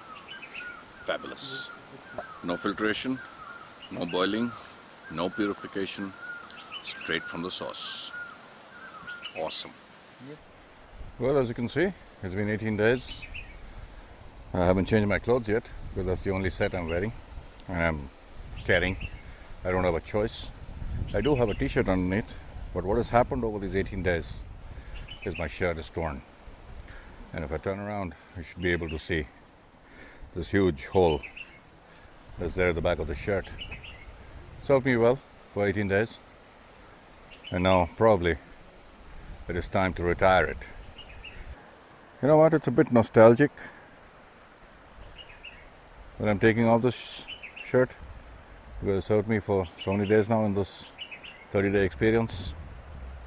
I'm not going to throw it away. Whenever you go out camping, chances are you're carrying a tent or a tarp or something like that with which you build your shelter. And along with that equipment comes tent pegs. But sometimes you might lose them. They might bend, break, not be as useful, or you might just run out of them. And in case you run out of them, don't panic. All that you need is a small branch like that. This is a little dry, but nevertheless, we'll give it a try. And you need your knife or your hatchet or your axe or something like that. And a couple of whacks, and you have yourself a tent peg. Okay, we got that one little fish. Not little, it's fairly large actually. Tried to keep it alive by putting in this bowl of water. It wasn't a suicidal mission. It jumped out, and by the time I saw it, it was kind of gone. That's protein for me. So before it goes bad, I'll have to gut it, and then maybe I'll make a soup out of it. Well, this is contemplation time for me, as I do every evening around sunset. I like to come down, sit down someplace, listen to myself think. And I meet a lot of people who come to a place like this and spend a night or two. And one of the first things to say, it's such a simple life. Life is simple. In fact, it can be very simple. In my mind, it is the need and the greed of humanity that makes life complicated. Life doesn't need to be as complicated as we make it out to be. If we go back to our ancient ancestors, the hunter-gatherers, they would be living somewhat this kind of a life. It's all about food and water and shelter and fire. What complicates life? People call it progress, people call it development, people call it evolution, making life simpler. The cell phone, for instance, it makes life simpler, right? But 20-25 years ago, before cell phones, life still existed, and it existed pretty well. Earlier, we didn't have the internet. We couldn't send an email. We couldn't send an SMS. So we used to send a letter, which took 2 weeks, 3 weeks to reach. If there was something urgent that had to be conveyed to some member of the family in another city, we used to send a telegram. We didn't have ATM machines. We used to send money orders. Life carried on. Life was simpler. You put up a post, and if there'll be no likes, no comments in the next half an hour or so, you end up having a feeling that nobody likes you anymore. This is a simple life. There's no stress, no worries. All I got to worry about if I can catch some fish for a meal tomorrow. So I don't know which is a simpler life. Is it this, where it's just you and yourself in the lap of nature? Or is it back in the city, where you have all the comforts and the amenities? So the development that we talk about is really to squeeze out more time. Progress is more about a spiritual development, if I may call it that, where you learn to be happy with yourself, learn to be happy with who and what you are. A lot of people would see this existence that I'm going through here for 30 days as a bit of a struggle. It's a struggle because we are used to the comforts of city life. To me, it's not a struggle. To me, I'm living with nature, and that's what I'm here for. I expected to become weaker, to become lightheaded, but what I found was if I get dehydrated, I get lightheaded much more. So the trick is to stay hydrated much more than be fed. A lot of food is in the mind.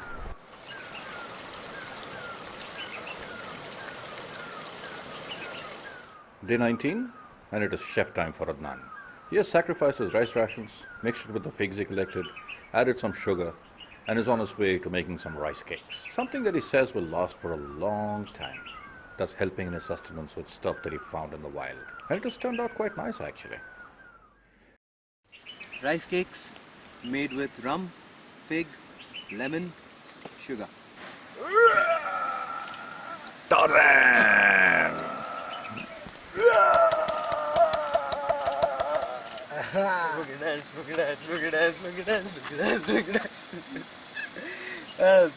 When you find yourself in the wilderness, pretty much anywhere across the world, and almost in every terrain, whether it's jungles, whether it's mountains, whether it's beaches, particularly beaches, what you'll come across is trash, and much of it will be plastic bottles. You could use the plastic bottles for sustenance and indeed for life, because you can purify, not just disinfect, but you can purify contaminated water almost 100% by using 2 plastic bottles, a length of tubing, your Swiss knife. What I'll need to do is drill a couple of holes in the 2 caps so that the tubing that I have, one end goes into this bottle, the other end goes into the other bottle. Then what will happen? I'll put the bottle with the contaminated water on a fire, directly on a fire. As it starts getting hot, the water will start evaporating, move through the tube. The steam will move through the tube into this other bottle which is empty, condense inside, and give me pure drinking water. So I've got 2 bottles connected with a tube, one bottle containing contaminated water, the other one is an empty bottle. This is going to be my container bottle outside the fire, and this is going to be on my fire. I hear a lot of people questioning me. You cannot put a plastic bottle directly on the fire, it will melt. No, it will not. So there you go. That's my bottle with the contaminated water sitting on a flame.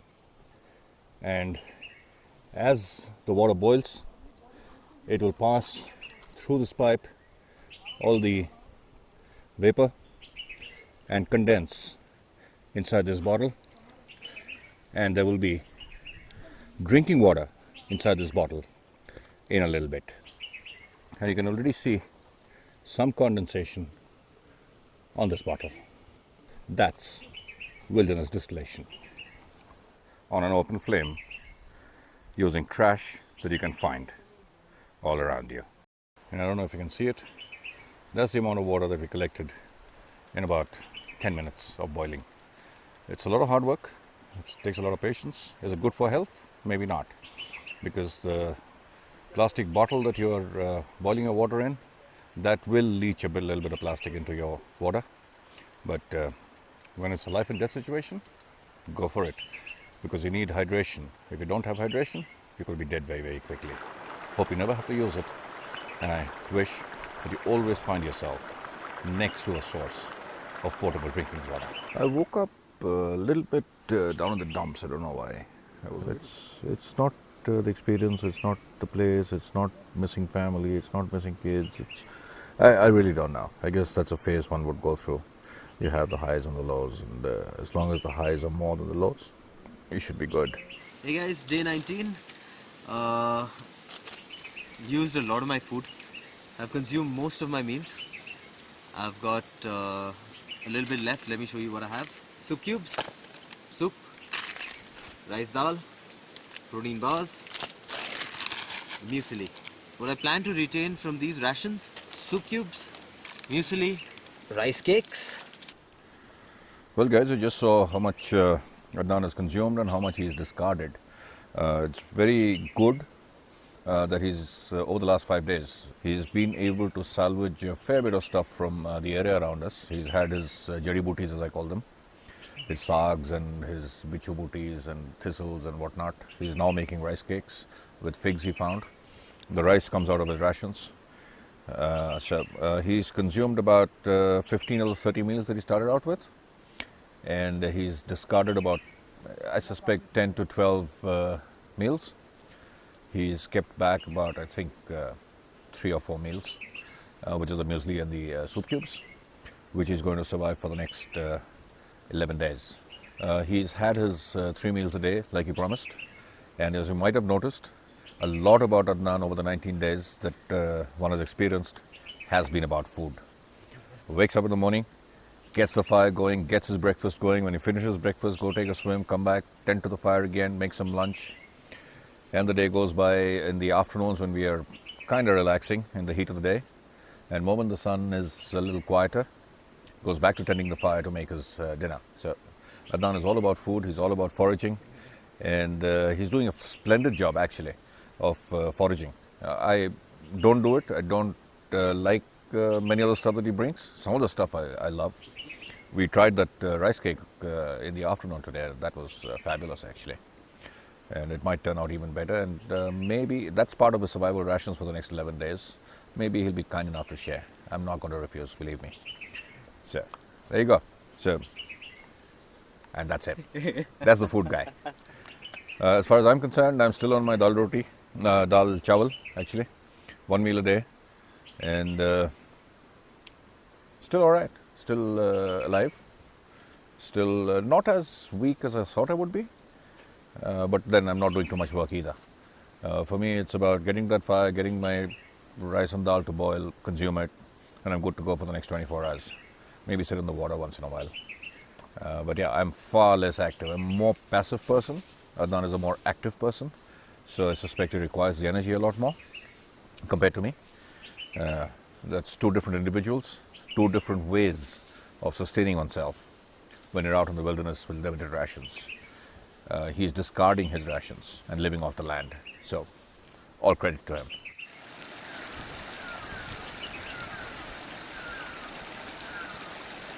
Today is the first day that I'm sweating. Otherwise, the heat, even though intense, was dry. I'm drinking less than half a liter of water a day. That's going to dehydrate me even more. And I see distinct possibilities of getting lightheaded today in this heat. I don't want to fall ill. I don't want to get lightheaded and kind of lose consciousness and things like that. Before that happens, I will have myself a drink of water. As you can see, I'm already sludding. I am dehydrated to a large extent. I've just had maybe a couple of gulps of water since morning, and I've been sitting out in the sun all day. Yeah. And there's still a good 7-8 hours to go before my only meal of the day of rice and dal. I don't want to be sick. I decided last night, sitting around the campfire, that I would get into another phase of my life in the 30-day experience, which is a period of silence, which is a period of contemplation, and that period starts now. And for the next 100 hours, apart from any emergencies like visiting wild pigs and things like that, I'm going to keep complete silence.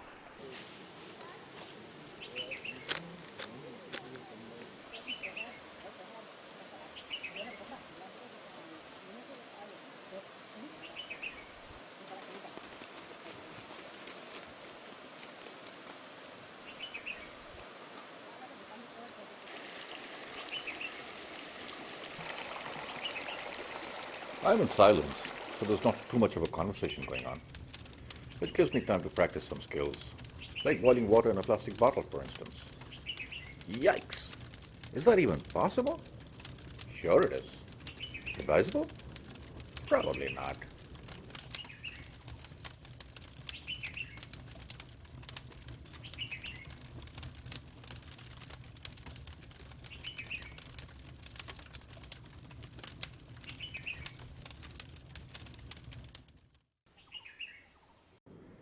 Adnan, meanwhile, continues foraging and testing wild plants and cherry booties.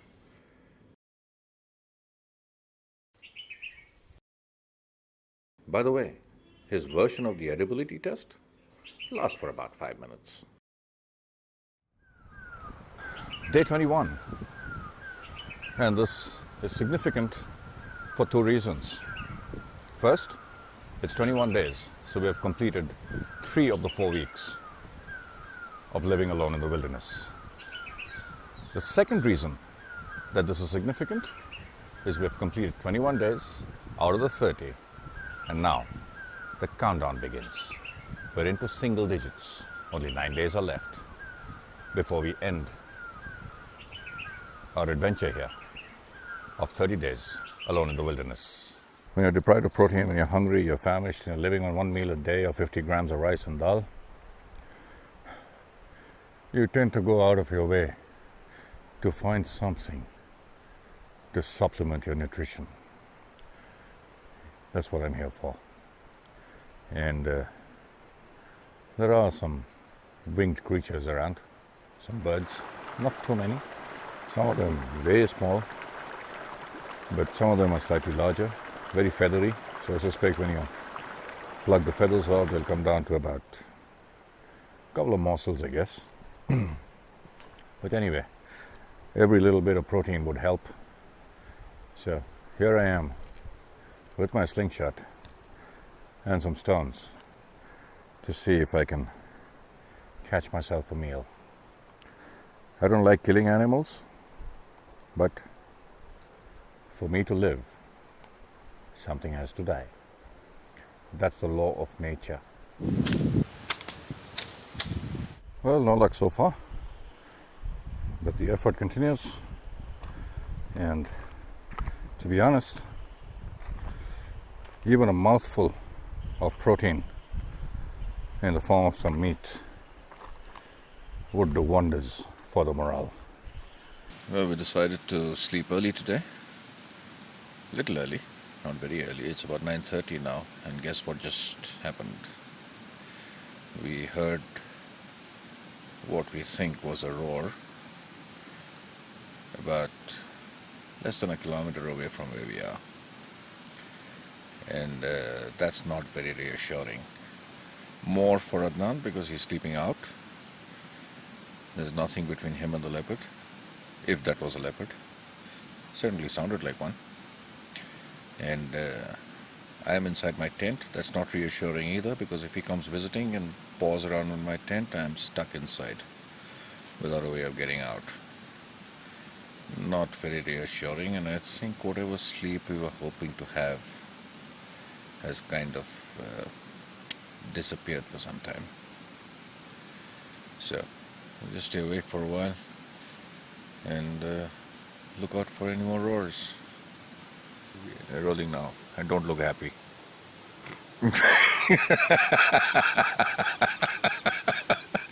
Oh boy. Oh, well, well, it's a different dimension to it, right? But I'm just a little concerned because I've heard this roar before, and definitely it's a leopard. It is a little unsettling, considering the fact that I'm outside with this to protect me, and it doesn't even work, man, when you want it to work. So yeah, I don't think I'm going to sleep. We have a medical emergency. He already had a case of appendicitis, which was bothering him even before we started. He was under medication for that. He also had the beginnings of a kidney stone. Last night it started acting up, and he's not feeling too good. So therefore he's getting extracted out. I've asked for evacuation. Hopefully in a couple of hours somebody's going to come and get me. Getting a little bit nostalgic here. Well, it's been interesting. There's about 21 days. I hope it was good for you. It was great for me. It was brilliant. It was brilliant. In fact, it was a great experience. I learned a lot from being out in the wild. A lot of tips that you had to share are very spot on. They are very sensible, I believe. And yeah, thank you for sharing. It's entirely my pleasure. And let me tell you something, wherever in the world, whenever in the future I find myself, I'll never look at Sarg the same way again. This is not for you guys. There's the Sarg here which gives you a weed-like feeling. We won't tell you which one that is. That's the forbidden fruit that we found here. By the way, it was those nutless, sexless, bisexual wild creatures with the red flowers. Oh yeah. Get rid of your appendix so it doesn't bother you again. No. Get rid of your kidneys, make some money. I think I'll get rid of everything. Everything. Just the mind. That's all that you need here. It's Mind all in the right mind. place, the heart in the right place, and you're good to go. This is for you guys out there. Chandan is a very, very easy guy to get along with. Very few hang-ups. Literally, I don't think he has any hang-ups at all. He's very sorted with his thought process. Straightforward chap, doesn't beat around the bush, knows his stuff. All in all, a very, very good companion to have around when you're out in the wild. He always keeps his calm. I don't have mood swings because I don't have PMS. So I think I'm sorted that way. But yeah, I do lose my cool once in a while. It's a good thing not to have PMS. Yeah. Humor is a good thing in the wilderness, by the way. Oh yeah. Right, man. Cheers. Yeah. All the best. Thank you. And thanks for being here. Right, thank you. You All too. the best. You too. Yeah. Yay! 22 days. 22. I wish I was like him. Yeah. I've still got 8 days more to go. Let's see how that goes. And I'll be completely alone. We had started at Camp 2 with the full moon, and here I am, witnessing the new moon. All alone this time. Somehow the fire does not have the same warmth as it did in the past few days. Nor do the night sounds contain the same magic.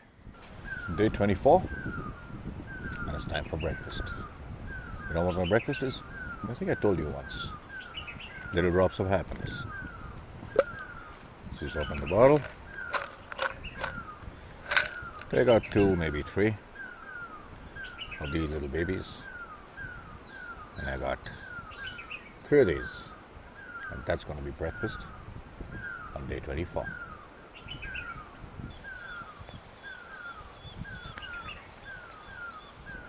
It feels so good. These are instant energy. Doesn't fill your stomach up. But the sugar in this goes straight to your head. End up feeling nice. And it's so good to have some comfort food. I think I was a little dehydrated today when I woke up. I don't know, because I haven't had any less water than I usually do. But when I woke up and then I was trying to do some stuff around camp, and I bent down, and then I got up and I got extremely lightheaded. I've been lightheaded before during these few days, but this time when I stood up, I was this close to blacking out. It's very extreme what I'm trying to do. I don't recommend you do it, because I'm trying to push my mind and body as far as is possible, looking at the abstinence bit of it. How little I can do with. Just a few days more, so I think I'll manage. I just don't want to black out. It's been a very, very quiet day today. More so because it was, I think, one of the hottest days that I've faced in the last 24 days. Was dehydrated, but I just drank some water. Feeling a little better, and yeah, it was a very quiet day, believe you me. And from the looks of it, there's not a cloud in the sky. Maybe it'll be like this tomorrow and for the next few days, and I would love some rain now.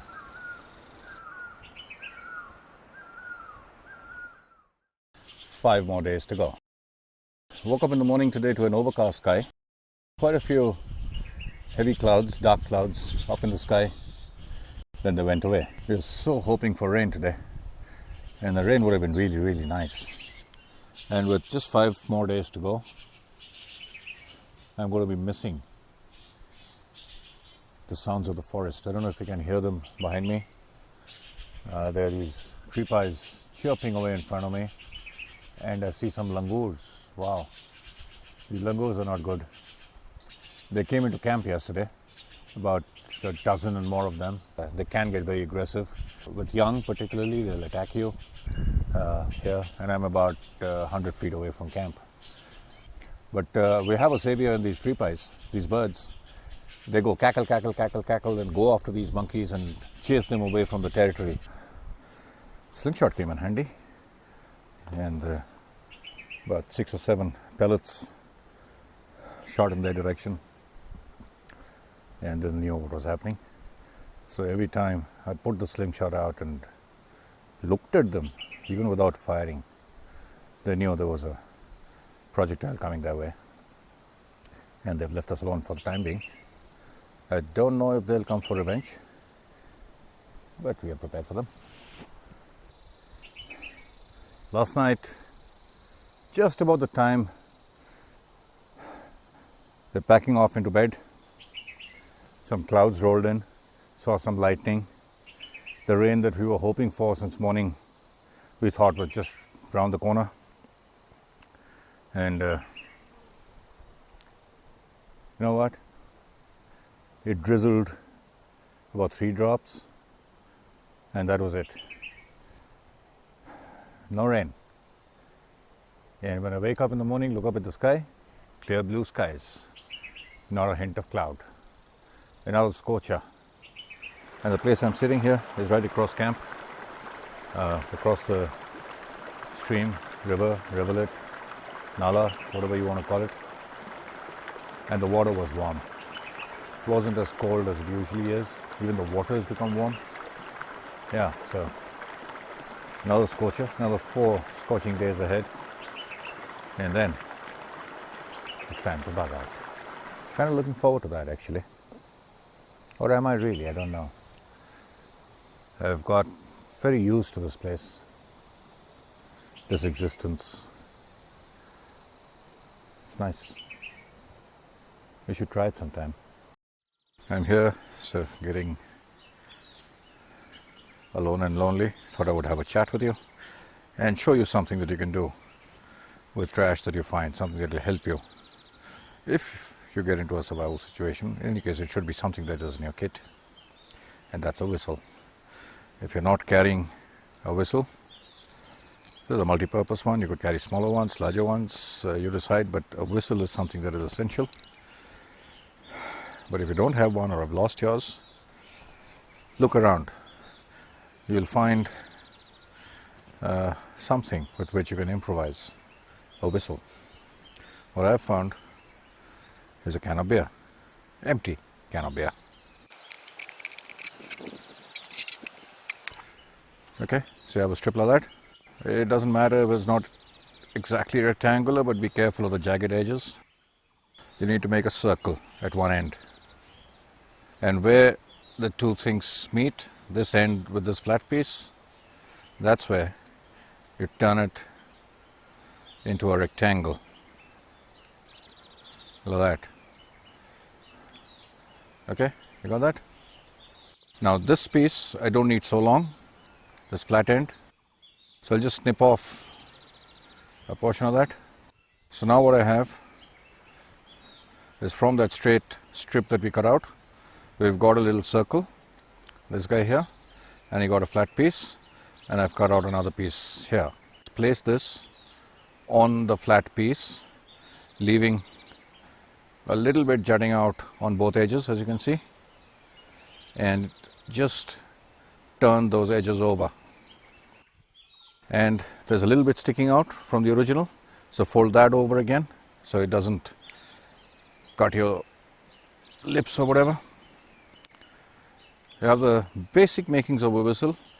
Now what we folded over I need a little bit of a groove so that air can pass. Just put your knife in and open it up a wee bit. Also on this circle, just make a little V-notch kind of thing. It's flat now. Can you see that? It's flat. So I'll just make a V-notch by curving it. I hope you can make that out. Okay, that's a V-notch. Now comes the tricky part. Your whistle is ready. Just block off the two ends. There's air going right through, so you need to block that off. And place the V-notch that we did close to the mouthpiece. This is your mouthpiece.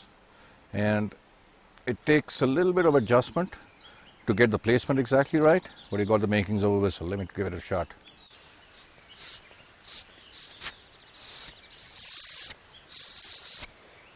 Getting there, not quite there.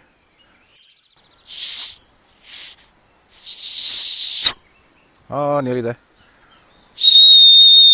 There you go.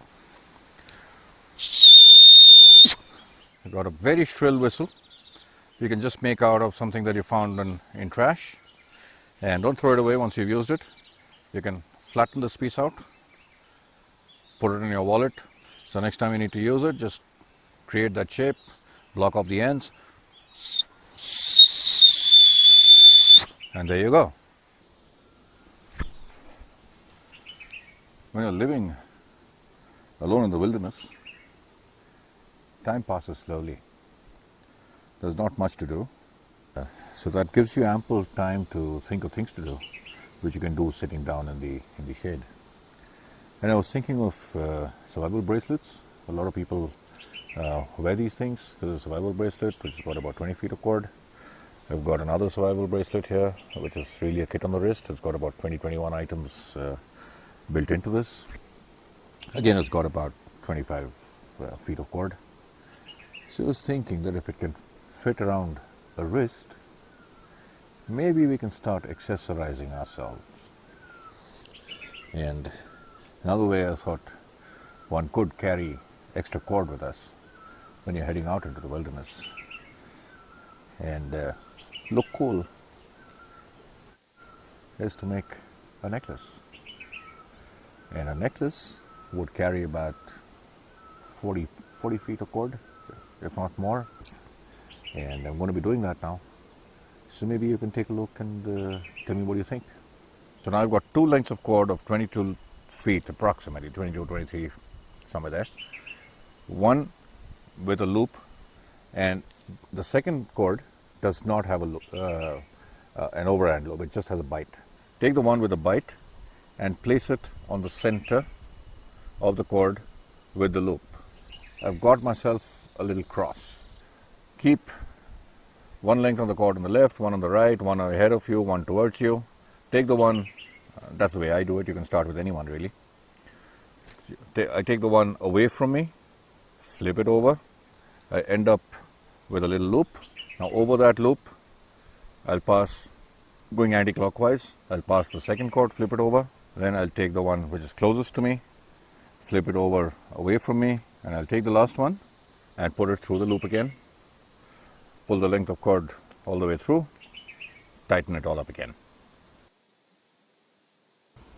Once I'm done with it and I put it around my neck, I'll leave it up to you to decide whether it looks good on me, whether you think it'll look good on you, or it's best left around the neck of a pet dog.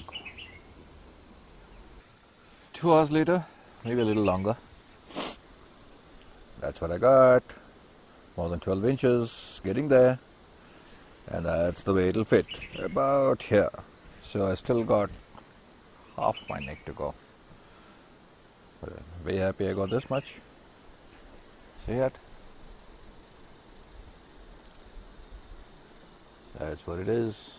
And that's what I'm weaving. There you go. That's me with my new emergency cord woven into a necklace. Now that so many days have gone by and it's now almost 72 hours before this all ends, this adventure ends, this experience ends. I've kind of got used to it and now I have to get back to the city. right? Okay, let me give you a choice. What are the choices that I have? I'll shut up for a bit. Just listen to and look at the place that I'm in, the place that I've been in for the last month. Yeah? Just give me 30 seconds and just listen to it and look at it.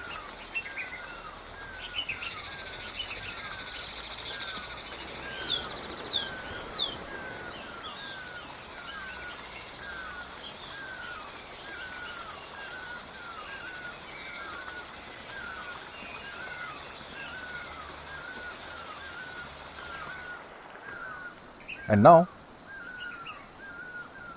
I'll give you the second choice. This is what I'm going back to.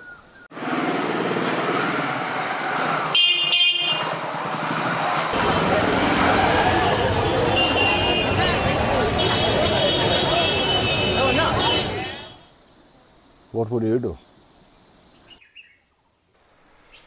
Every time I've started cooking dinner, and that's about the only meal I have, it's been dark, so I don't think I've been able to show you what and how I cook. What I eat is this little packet here. This has got about 50 grams of a mix of rice and dal, and I'm going to make some salt in it, and that's all I'm going to have. I've got my fire going. I've got my nesting cup right here. Put my rice in it and put it on the fire. And I like my rice a little soupy. It gives a little more volume to the food because the rice is not enough. And that's what it looks like. What do you think? I really look forward to this time actually. It's about 6:30 now, and that's when I start cooking my meals. Today I started a little early, so I would start about now. So about 7:15, 7:30 is when I would have my meal, and then sit around the fire for a while, and then about 9 o'clock go to bed. Last night was a little freaky actually. Not really freaky, but I had visitors. It was some kind of grass-eating animal, and it was a large animal because I heard them chomping on the grass all around my tent, and when they couldn't figure out what exactly my tent was, they would come close to it and go sniff, sniff, sniff. I have a feeling it was a barking deer or some such because I heard sniffing.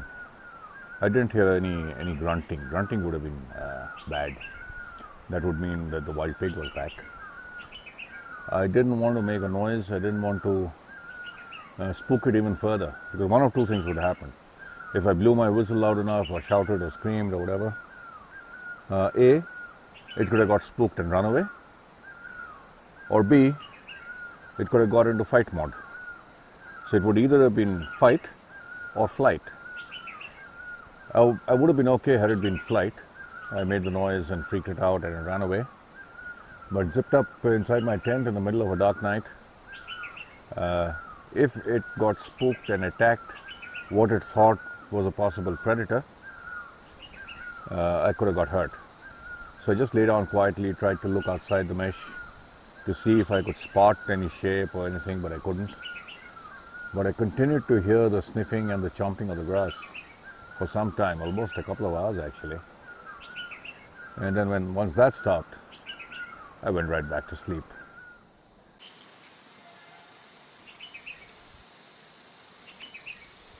You know what I'm chewing on? Breakfast. And I'm indulging myself actually. I still have some of the rice cakes that Adnan had made and he left behind for me. These guys, tasting quite good. And this is what I'm munching on, or tearing off actually.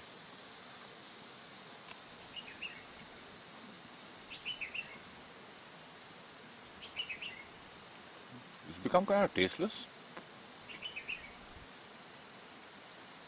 But since I know there's rice in it,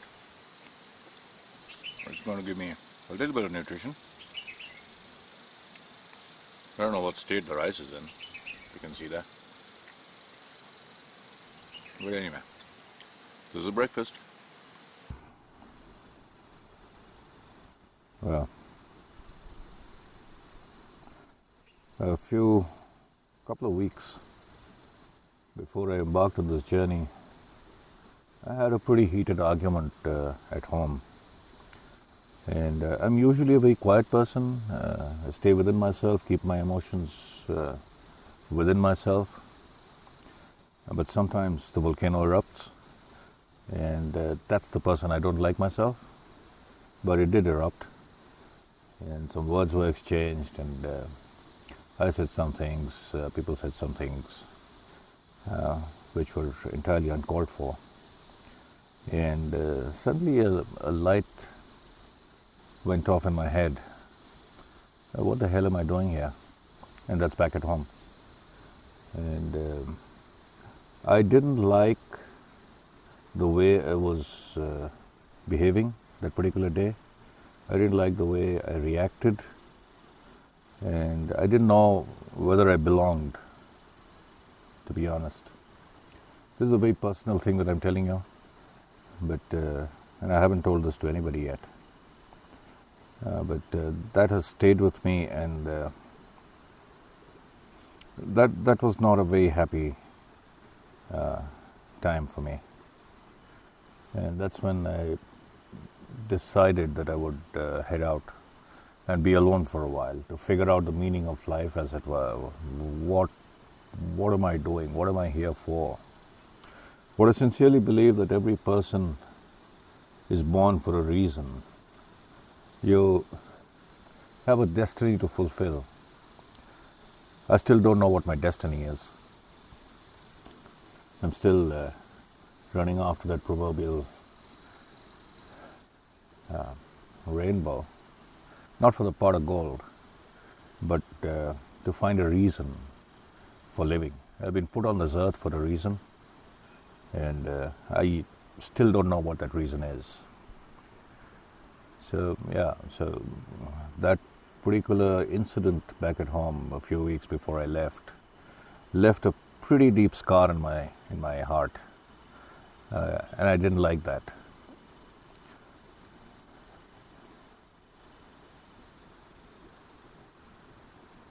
That's one reason I came out.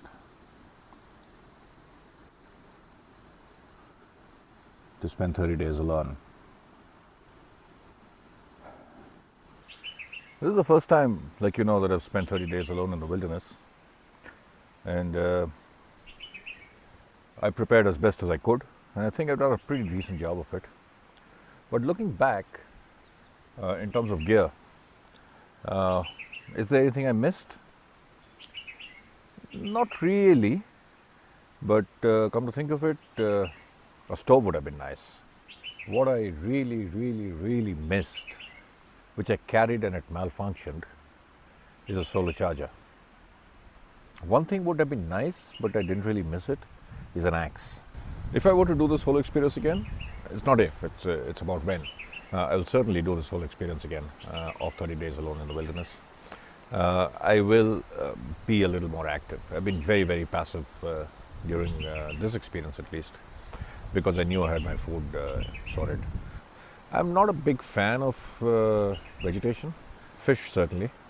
Maybe squirrels, maybe some birds, some rodents, rabbits, things like that. And there are birds everywhere. All birds are edible, all mammals are edible, all fish are edible, all reptiles are edible. If I find a snake, that would be nice.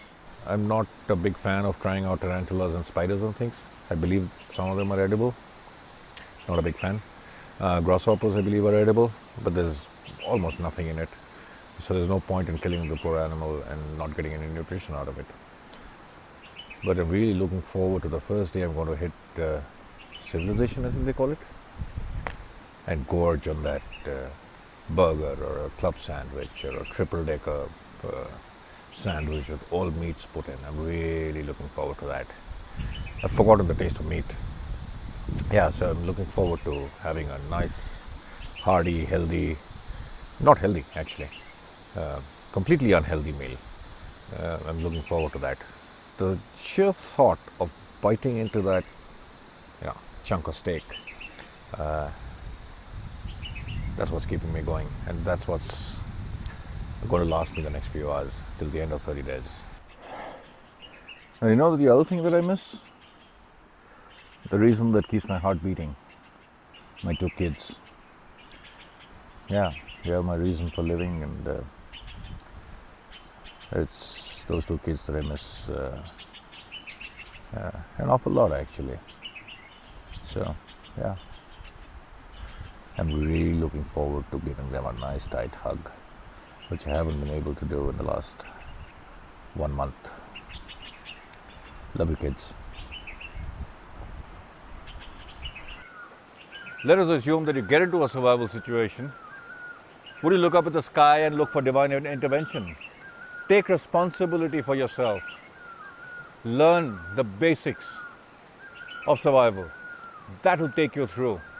Whatever happens from external sources, from relief agencies, from the army, the NDRF, the state government, the police, or whoever else, even if there's paradropping of food, if you're stuck in a remote location with no way of getting out, look at that as a bonus. Learn to take care of yourself, your family, your loved ones. Learn the basics of survival. And once you learn the art of survival, the basic essentials of survival, whether it's an adventure gone bad or a natural disaster and calamity, you're well on the way to learning the art of self-reliance. You'll find that much of it is common sense. 3 weeks without food, 3 days without water, 3 hours without shelter, and 3 minutes without air.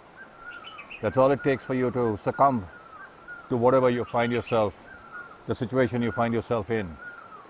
There are 2 things that you need to do. Conserve your energy.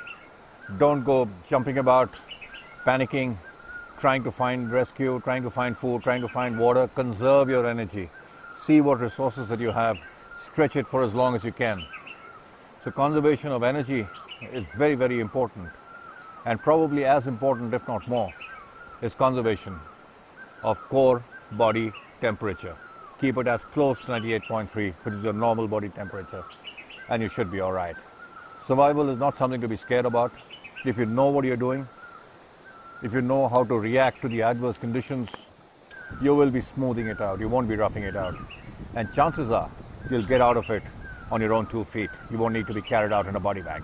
Adapt, innovate, improvise, and overcome. That's what survival is all about. Keep a positive mental attitude. That's most important. In a survival situation, some say 80, some say 90% is up here in the mind. What I call 6 inches between the ears. And if you have the right frame of mind, you won't need much gear. And practice before you leave home. Even the worst of survival situations that you might find yourself in will turn into a wonderful camping experience. Well, there's not much to carry back from here except a mind full of memories. But what I am going to do is to carry back this piece of rock to remind me of the river, of the camp, and of the innumerable rocks like these, smaller and larger, that dot this place, which was the view I used to get whenever I looked out from my tent. And what I'm going to be doing, take another piece of rock and engrave this with 30 days as a memorabilia, if it were, as a memory of this place. This is a sharp piece of rock which I just broke, and this is a flat piece of rock. So I don't know how it will turn out. I won't know unless I try. Second last night.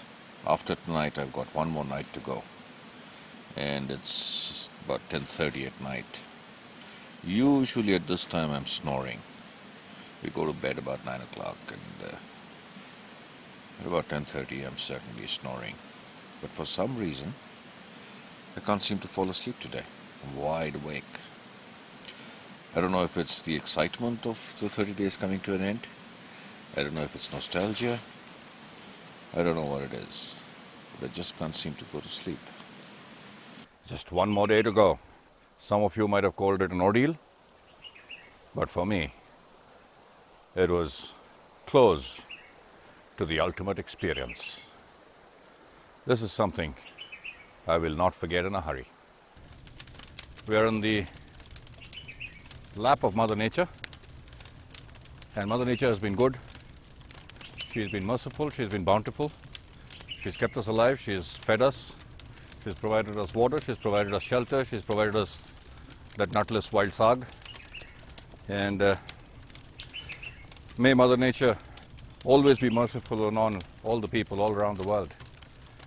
This provides me with an opportunity to not only thank Mother Nature in the form of fire, but as a token of my gratitude and appreciation for having hosted us for the last 30 days, I would like to make a small offering. I'm leaving here stronger and wiser, and I hope everyone who enjoys nature in a pristine wilderness such as this has as good an experience, if not better. Nature is something to be cherished, something to be enjoyed. It is not something that needs to be or can be conquered. You cannot conquer anything, particularly Mother Nature, because moment you start thinking of conquering Mother Nature, she'll whip out her fury and bite you in the ass, and that's not going to be nice. So respect nature, and be respectful that nature allows you to walk on her bosom. That's what she's done for us. I'm immensely grateful for the last 30 days, and before the fire dies out, let me make my sacrificial offering. This is the shirt that I've been saving, and this is the one which got torn, and I think it got torn with that stupid wild hog when it stepped on me. And since then I've been on this t-shirt, so this, I'm extremely, maybe this is what saved me from that stupid hog, and maybe the hose would have dug in deeper, I don't know, but fuck, I'm starting to cry. Well, here goes, into the fire. Amen. Good shit, man. Good shit. Thanks, man.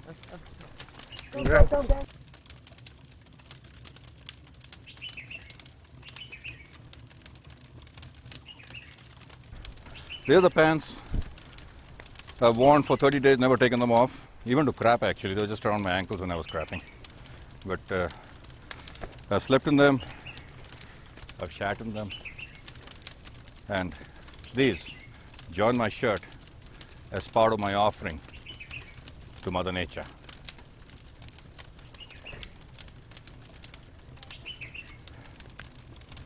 I was thinking of a name, my personal guardian deity, as it were, for Mother Nature, and I coined a term, Irihal, I-R-I-H-A-L, which means nothing. It's my guardian deity, my personal guardian deity, which is Mother Nature, which also, it happens to be Lahiri spelled backwards. Okay. So, Awesome. so Irihal is my personal deity. This is the last of our firewood, and it's only fair that Chandan and me put this on the bonfire, celebratory bonfire. So here we go. 30 days! And now to do the tribal dance around the fire. How can we have a fire without a tribal dance? Hands. Come on. So how does it work? Hoo, hoo, No, ha, actually, go. Put your hand and go like this. Okay. like so? Yeah. Ha, hoo, hoo, dingalala, oh. Hoo, ha, hoo, ha, hoo, ha, hoo, ha. And this? All right! That's bloody hot. Oh boy.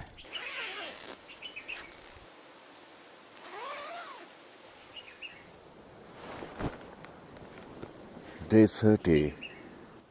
Day 30! 30 days are finally over. And I'm going home. Hello. What did I say? I thought this was home. Well, 30 days alone in the wilderness is over. And I'm leaving my home in the wilderness to get back to my home in the city. Yay!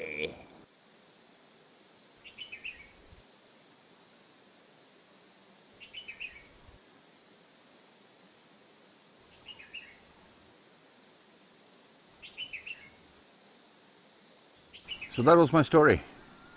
This is the end of my journey of 30 days alone in the wilderness. I'm all packed and ready, and I'm waiting for my ride, which should be here in about half an hour. It has been a spiritual, psychological, physical, but most importantly, an extremely satisfying and personal journey for me. I've never spent 30 days alone in the wilderness. The first time I've done that, I didn't know whether I could complete it or not, and I did. So I'm pretty proud of myself actually, and it's been a pretty good ride, all 30 days of it. By the way, you there, you're sleeping. Wake up, I'm trying to talk to you. Just kidding. I know this film might have been boring because it is my story, it's not your story, it's not the story of some famous Hollywood or Bollywood actor. It is my story, and I'm a nobody. I'm just the dude next door, and it might have been boring. There's so much of me in the film, and I can't help it because I'm alone in the wilderness. What else do I shoot? So if it's been boring, it's been entirely my fault. If it's been captivating, I thank you for your understanding. If you've liked it, thank you. If I've managed to bore the hell out of you, my fault entirely, and I sincerely apologize for that. But for me personally, it's been a wonderful, wonderful experience. I've enjoyed every second that I've spent here, and I'm actually loving sharing that experience with you. So that's my last of my comfort food. A little bit of raisins, a little bit of cashew, and a few almonds. I'm going to be finishing that while I wait for my ride. And I hope to see you soon. Join me somewhere in the wilderness on another edition of 30 Days. Adios. Next to the stream where the birds chirp, on the grass meadow where the insects crawl, clear blue skies above and the jungle all around. 30 days went by watching the rocks grow. The sun moved every day, from east to west it went. Started with the full moon, then the new moon came. The fish swam, the moths flew, spiders found a tent to crawl into. 30 days went by, watching the shadows move. The bear came, the leopard roared, the wild pig walked on a boulder that moved. The wasp paid a visit every day without fail. The leeches never came back after their mate was consigned to flames. 30 days went by, watching the campfire flames. Fishing in the river, catching fish, yea small, grazing like cattle, eating leaves that tasted like tamarind, red berries and yellow berries aplenty, and bisexual, nutless, wild sag. 30 days went by, the taste of meat forgotten. I liked it and I loved it. I enjoyed it and I relished it. With nature for company, what more can one ask for? 30 days have gone by, and 30 days will come again.